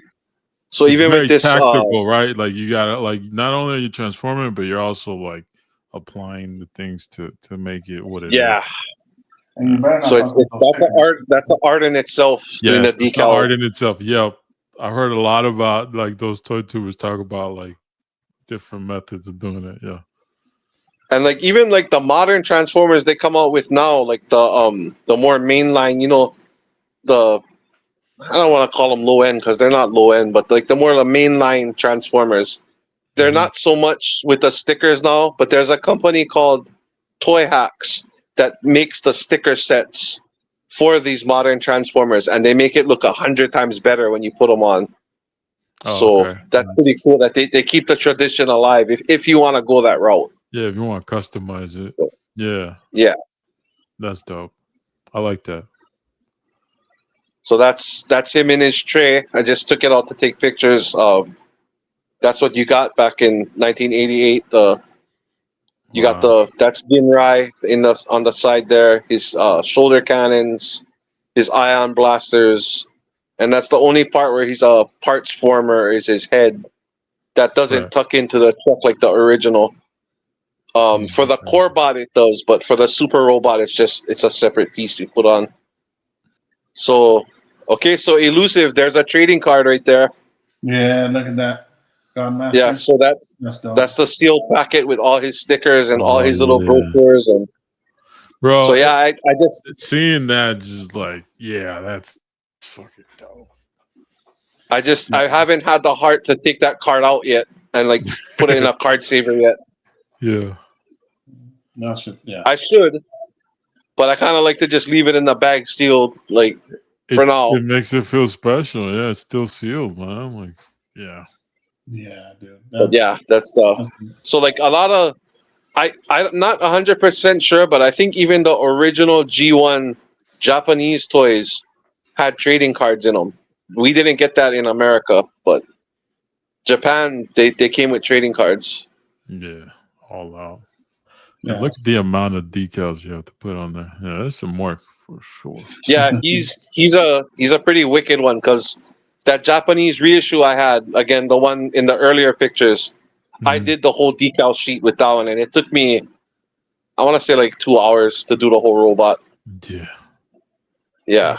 I mean, it's just, just patience and a good set of tweezers, and you're good to go. Did you mess up any stickers, or you got it down? I'm decent. I'm not gonna say I'm really good with them, but I'm pretty okay. Like that one came out all right. Nice. I'm pretty confident. So this is one of my Japanese reissues. This is Smokescreen. This is one of the Datsun brothers. So he's a Datsun race car. I actually have a few more of these, but this was one of the few I was able to dig up, so I took some pictures of him. So this was early 2000s. They did a bunch of these G1 reissues, and these I remember you could order these from the comic stores. So like if you had like previews or I think Advanced Comics, you could order them.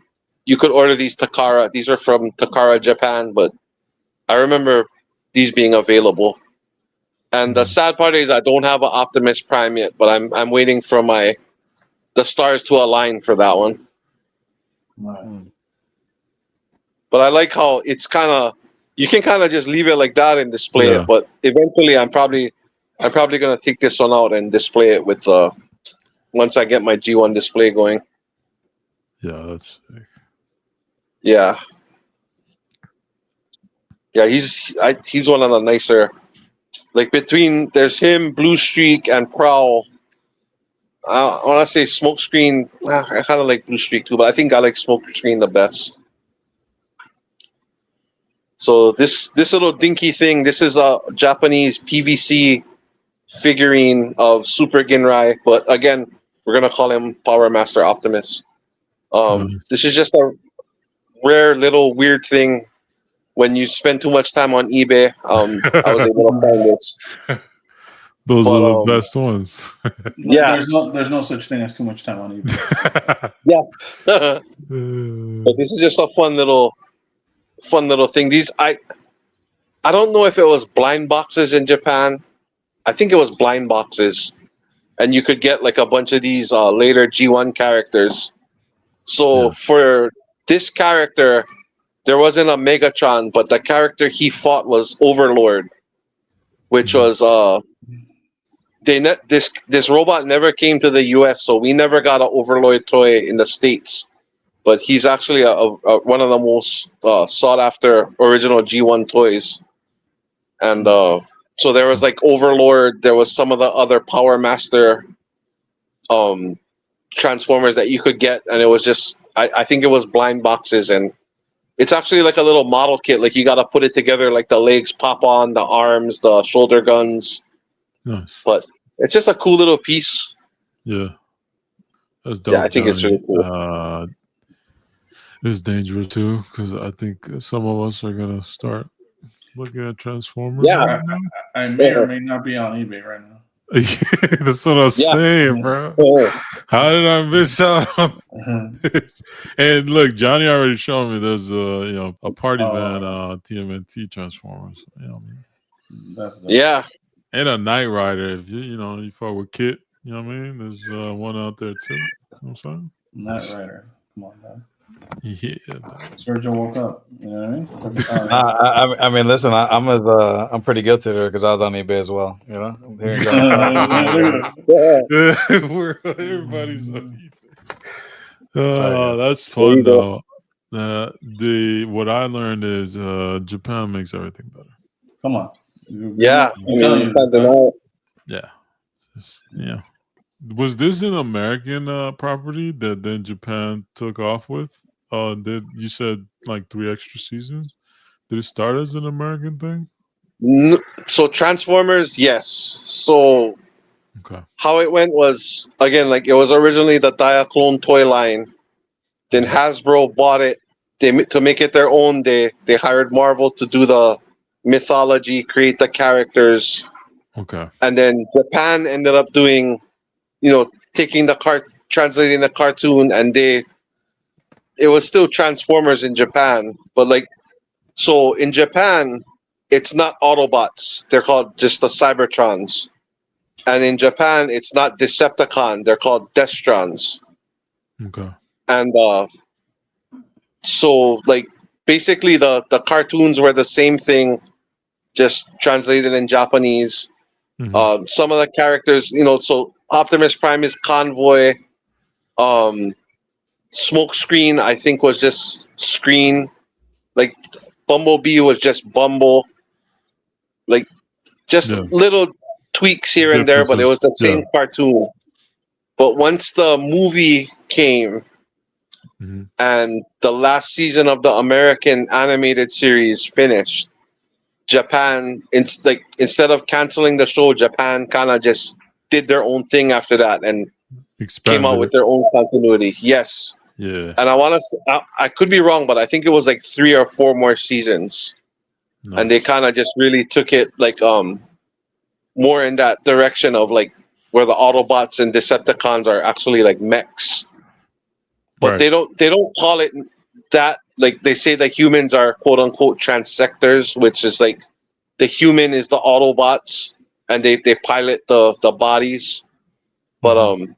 it just went in that different direction. But it's really cool. I mean, the robots look really cool, but I have yet to like watch, or they have the manga that you can read, like completely Mhm. catch up and go through that whole mythos.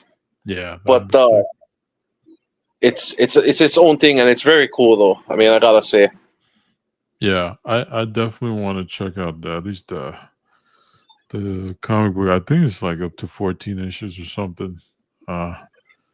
Which I think they call the Unicron universe or something different. I don't remember what it's called, Yeah, but I think it's something like that. Yeah, because and yeah, it's like Unicron is a big part of that storyline. 3 different books because there's a book that started and then it led to Transformers and then it led to I forget what other GI Joes or something. I don't know what the third one is, but yeah, definitely check that out. And then I know we talked about Transformers One, right, which is like an animated movie. I think it's Yes. available to rent or digitally now or buy it digitally. I need to Yeah, check that out.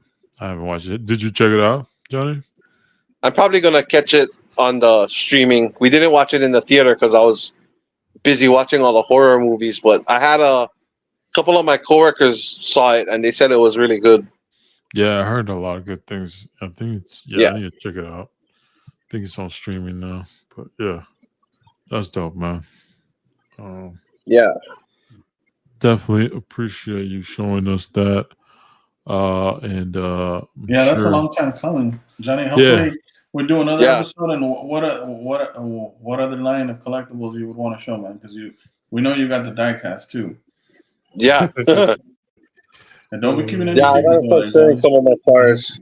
it, Johnny. yeah, Yeah. And it's just cool, man, because you don't get to see. Like, I'm sure a lot of people are gonna enjoy this Transformer episode because not a lot. That's not something you see as often as cards or comics or diecast. You know, it's a little bit less common. yeah, Yeah, yeah. It's just something that I guess it's weird because when I got back into Transformers, I think that's the first time I felt like real nostalgia. Like with Marvel, it never left me. Like once I got into Marvel, that was it. Like it's never left me. You know, I was like 7 when I got into Marvel comics. But the Transformers, it's like I kind of lost it after the movie, and then when I rediscovered it as an adult, it was a crazy feeling, and I guess like this is what nostalgia is. Yeah. But it was crazy. I mean, and it was the Michael Bay movie had, you know, it.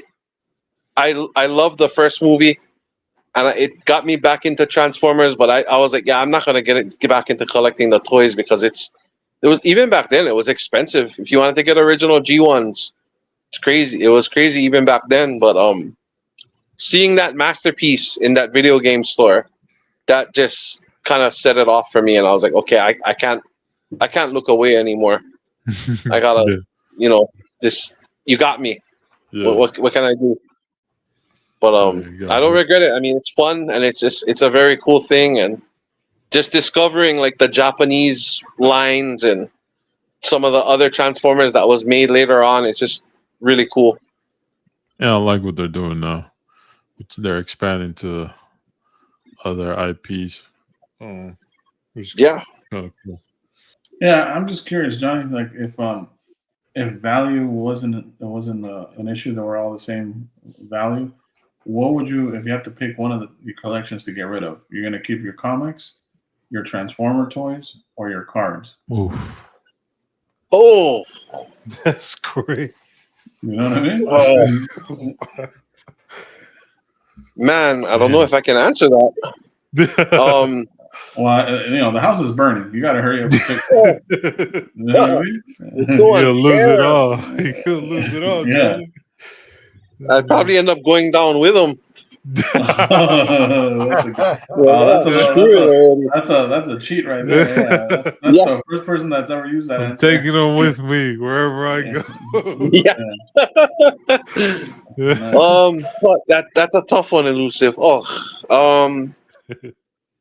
man, I got really strong pieces in all those things. Yeah, all those categories. But you know, You know, it's getting smoky in here. I know It's getting hard to breathe. this one. You got me off guard on this one. That's Yeah, tough. you did, John. Man, Yeah, man. It all went down the smoke. I think my back is on fire already. It is, but you can see, but your hands are still working, so you gotta hurry up. You know what I mean? If value wasn't a thing, keep my cards, my comics, or my Transformers. I'll let you pick 2, but you have to leave one of them behind them. I'll let you pick 2, Johnny. Man, that's tough. Because I mean, to replace any of these, I mean, it's not even the money wise. It's just like finding. No, you're not replacing them anymore. That's the whole point. You know, Man, That's how you know Johnny's got some dope yeah, shit. you know what I mean? 'Cause- He said, "I'm dying with them." Yeah, we'll take that as the answer, man. Don't even worry about it. You're good. yeah, I think I that's a don't mean to pretty cop good out, but it's just that's a tough one. No, it's not a Yeah, cop out when man. you're the first person to use that. If anybody else that uses that, that you can't use that anymore. That was a get out of jail free card. You know what I mean? I like that. Just gotta keep it 100 sometimes. No, yeah, it's fucking tough, dude. But Johnny, we'll start with you, man. Any shout outs or anti shout outs? Just shout outs. Shout out to you guys for having me on. The NSDC podcast. Shout out to Joe Jusko. I mean, like I said, I can't say entirely how I feel. I mean, I'm excited, but it's just always nice to see his art be celebrated. So, gotta give him a shout out for the new set. I think that's everything I got for now. Nice. Nice. Sergio? I'm gonna start with my anti shout out. You know, Oh, there you go. I like that energy. I gotta start my anti shout out with Mondo news. You know, Mondo. You know, I know. You know, we've talked about Mondo here on the channel, and I do think that they do some cool stuff. But you know, to put something in retrospect, I ordered the Secret Wars 10 posters that they had released Haven't in got July. yours? Haven't got mine. And originally, like, I thought, they just kind of said October, and I was like, well, let me inquire, see what's going on. Then I get an email like, hey, like, your package should be expected to be in November. Then a week later, I got another email saying now December. Oof. And I just kind of felt like, then in December you're gonna say, oh, due to the holidays, and then we're just gonna keep the cycle going. So I was like, you know what, man, I'm gonna take my funds back, just because, I mean, it just felt kind of lame. You guys bring in, what do we estimate? 1,000 posters. Sorry, 100 posters at $100. That's 10,000. Then you had like 150 at like 80, which is like 13,000 ish. I mean, come on, guys. You guys brought in almost like $40,000 ish on these posters, and then you can't produce in like 3-4 months. So yeah, it's pretty lame. Probably like the first and last time I do that with Mondo, because I kind of like transparency. And if you just say like, hey, look, like, it's going to be like on this day, and not like a week later send me another email like, correcting yourself, I feel like you're confident about your decision, right? Like, hey, we're going to be putting it out in November, and then you extend it again, then it doesn't feel good anymore. Yeah. Mm-hmm.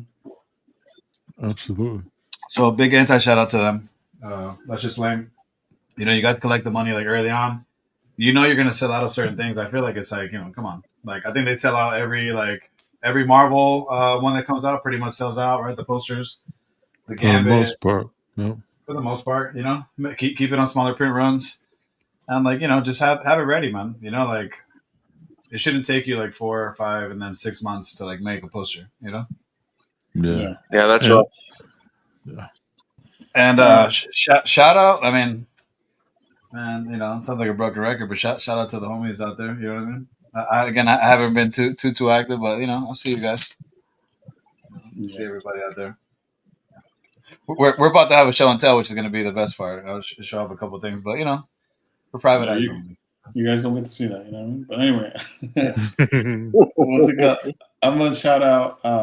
Andrew PC, man.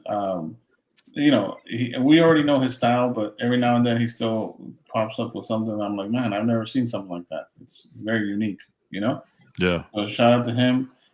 Shout out to Dan, aka Mr. Brightside, for the trade. We did a small trade, and I appreciate him making it work for me. He definitely ended up on top as far as trade value goes, but he at least let me get what I was looking for, and I appreciate that. Shout out to Dan. So shout out to Dan. Anti shout outs, man. Just my main anti shout out is just to all these people that have a lot of passion behind their political views, but again, they don't do their homework. Anti shout out to all y'all. Yeah, it's a good one. Mm-hmm. For me, anti shout outs, I don't really have any. I'm kind of bummed about the Mondo Batman Beyond. The price point is expensive, man. Like $225 for a figure. That's a lot of bread, but I mean, when you compare it to Hot Toys, it's not crazy. Yeah, it's just I just can't do it. As much as I like it, it's just bro. Hey, let's be honest then. You don't really want it. Yeah, no. I mean, for that price, I can get a statue. You know what I mean? Like, yeah, I'm good on that. But it looks really nice. Anyone who got there, got it. Probably the best Batman Beyond toy on the market. Not a lot of them out there, so that's sick. And shout out to Dave, West Coast Avengers. He gave us a shout out NSDC podcast in his latest podcast. Shout out to him. Appreciate him shouting us out and listening. Shout out to Manu. He tagged me on that post. And he's been posting like some CGC stuff recently, which has me intrigued. I'm sure he's gonna be talking about CGC soon, so interested in in that. And yeah, man, just shout out to the homies. Yeah, Manu, on that note, man, stop making your ex-girlfriend jealous, dog. You know what I mean? You keep showing her PSA, but you keep posting about it. So go back to her, man. He does. Yeah, he recently graded some cards, right? I believe there were some Spider-Man cards. He got PSA 9s on. Shout out to Manu. And just everybody out there. You know what I mean? Hope everyone's doing well. We're about to hit Thanksgiving, my favorite time of year. Yeah. Get to get a bunch of. I mean, I'm a turkey guy. I love turkey and the side dishes, so stuffing. I really enjoy it. So that, and then Christmas time, man. Christmas music. I'm a sucker for Christmas music, so looking forward to that. I'll tell you a quick story on that real quick, because you're about to laugh at this. But a previous broker I used to work with in the insurance industry, man, he had his own agency. I started working when it was my first year. I still remember my start date was like November 14th. Probably the year's like 20. This is going to be tough, but I'm going to assume it's like 2013, 2014, somewhere around that range. But it was November, most importantly. And to your point, starting in December, just to set the vibe, it's an office. So he would put Christmas songs. And I remember asking him, again, I've only known him for like a couple weeks at this point. And I was like, I was like, yo, what are your top 5 Christmas songs? And his answer was, you got top 5 Christmas songs? And I was like, oh, wow. And that was it. I mean, everybody was dying, dude. Because this is in front of everybody. I was like, what are your top 5 Christmas songs? He goes, you got a top 5 Christmas? Like, I want it all. Yeah. No, to me, his answer was more like, I'm not even into him that much to make it top 5. You know what I mean? Yeah. Nah. Christmas music's always fun for me. It's just catchy music, bro. They got some nice music at Christmas time. No, it's something positive for a change. You know what I mean? I mean, you saw there were some. Yeah, well, we won't get into this. The episode will be longer. Let's end it here.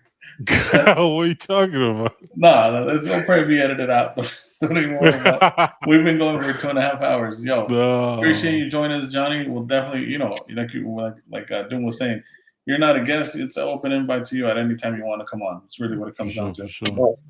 Thank you, guys. Yeah, thanks, man. And keep doing what you're doing, man. And great answer on that collection question. And hopefully we'll be back next week. And we're gonna start, trying to do the most minimal editing on these episodes. That way we could give a break to Jesus, so he doesn't have to over edit. So that's why me and Sergio are a little more quiet this episode. Just so you guys know, we're not trying to get him to edit. Oh, that's what it was. See, now I'm gonna get hate mail. Like, no, don't get. Why are you censoring these guys? No. And that's another thing, guys. Like, he did. He can say what he wants, but comments got to him a little bit last time. So just so you know, we fuck with everybody here. Look, shout out to Charles. I mean, shout out, who else? Juggernaut, the Juggernaut collector. Shout out to Jugs. Nah, I don't take it personal at all. No. Hey, look, I enjoy watching WNBA. Sorry, dog. We can still be friends, though. You know what I'm saying? Yeah, and again, I don't think their point. I think their point was a little bit deeper than just WNBA, but I know what you're saying. But no, he doesn't censor us. We definitely just more than anything, I think the best way to put it is we just want to keep it in the context of the hobby and not stray away from that. That's more. Oh, we definitely weren't gonna come here and talk political shit. Yeah, that's what I'm saying. No shot, dog. That's what I'm saying, because no shot. It would have been a little crazy. So what's been happening lately? Oh hell no, dog. That's again. I say this again. Go support Elusive and Sergio. Do their own podcast where they can dive into all the political topics of the week. I just get included. I'm like, chilling over here. Oh, you don't want to do it? Oh, I thought that was your bag. All right, my bad. All right, then. It's all good. So, again, man, we'll see you guys hopefully next week. If not, you guys have a happy Thanksgiving and start enjoying your holidays, guys. For sure. Peace. Right on, guys. Later.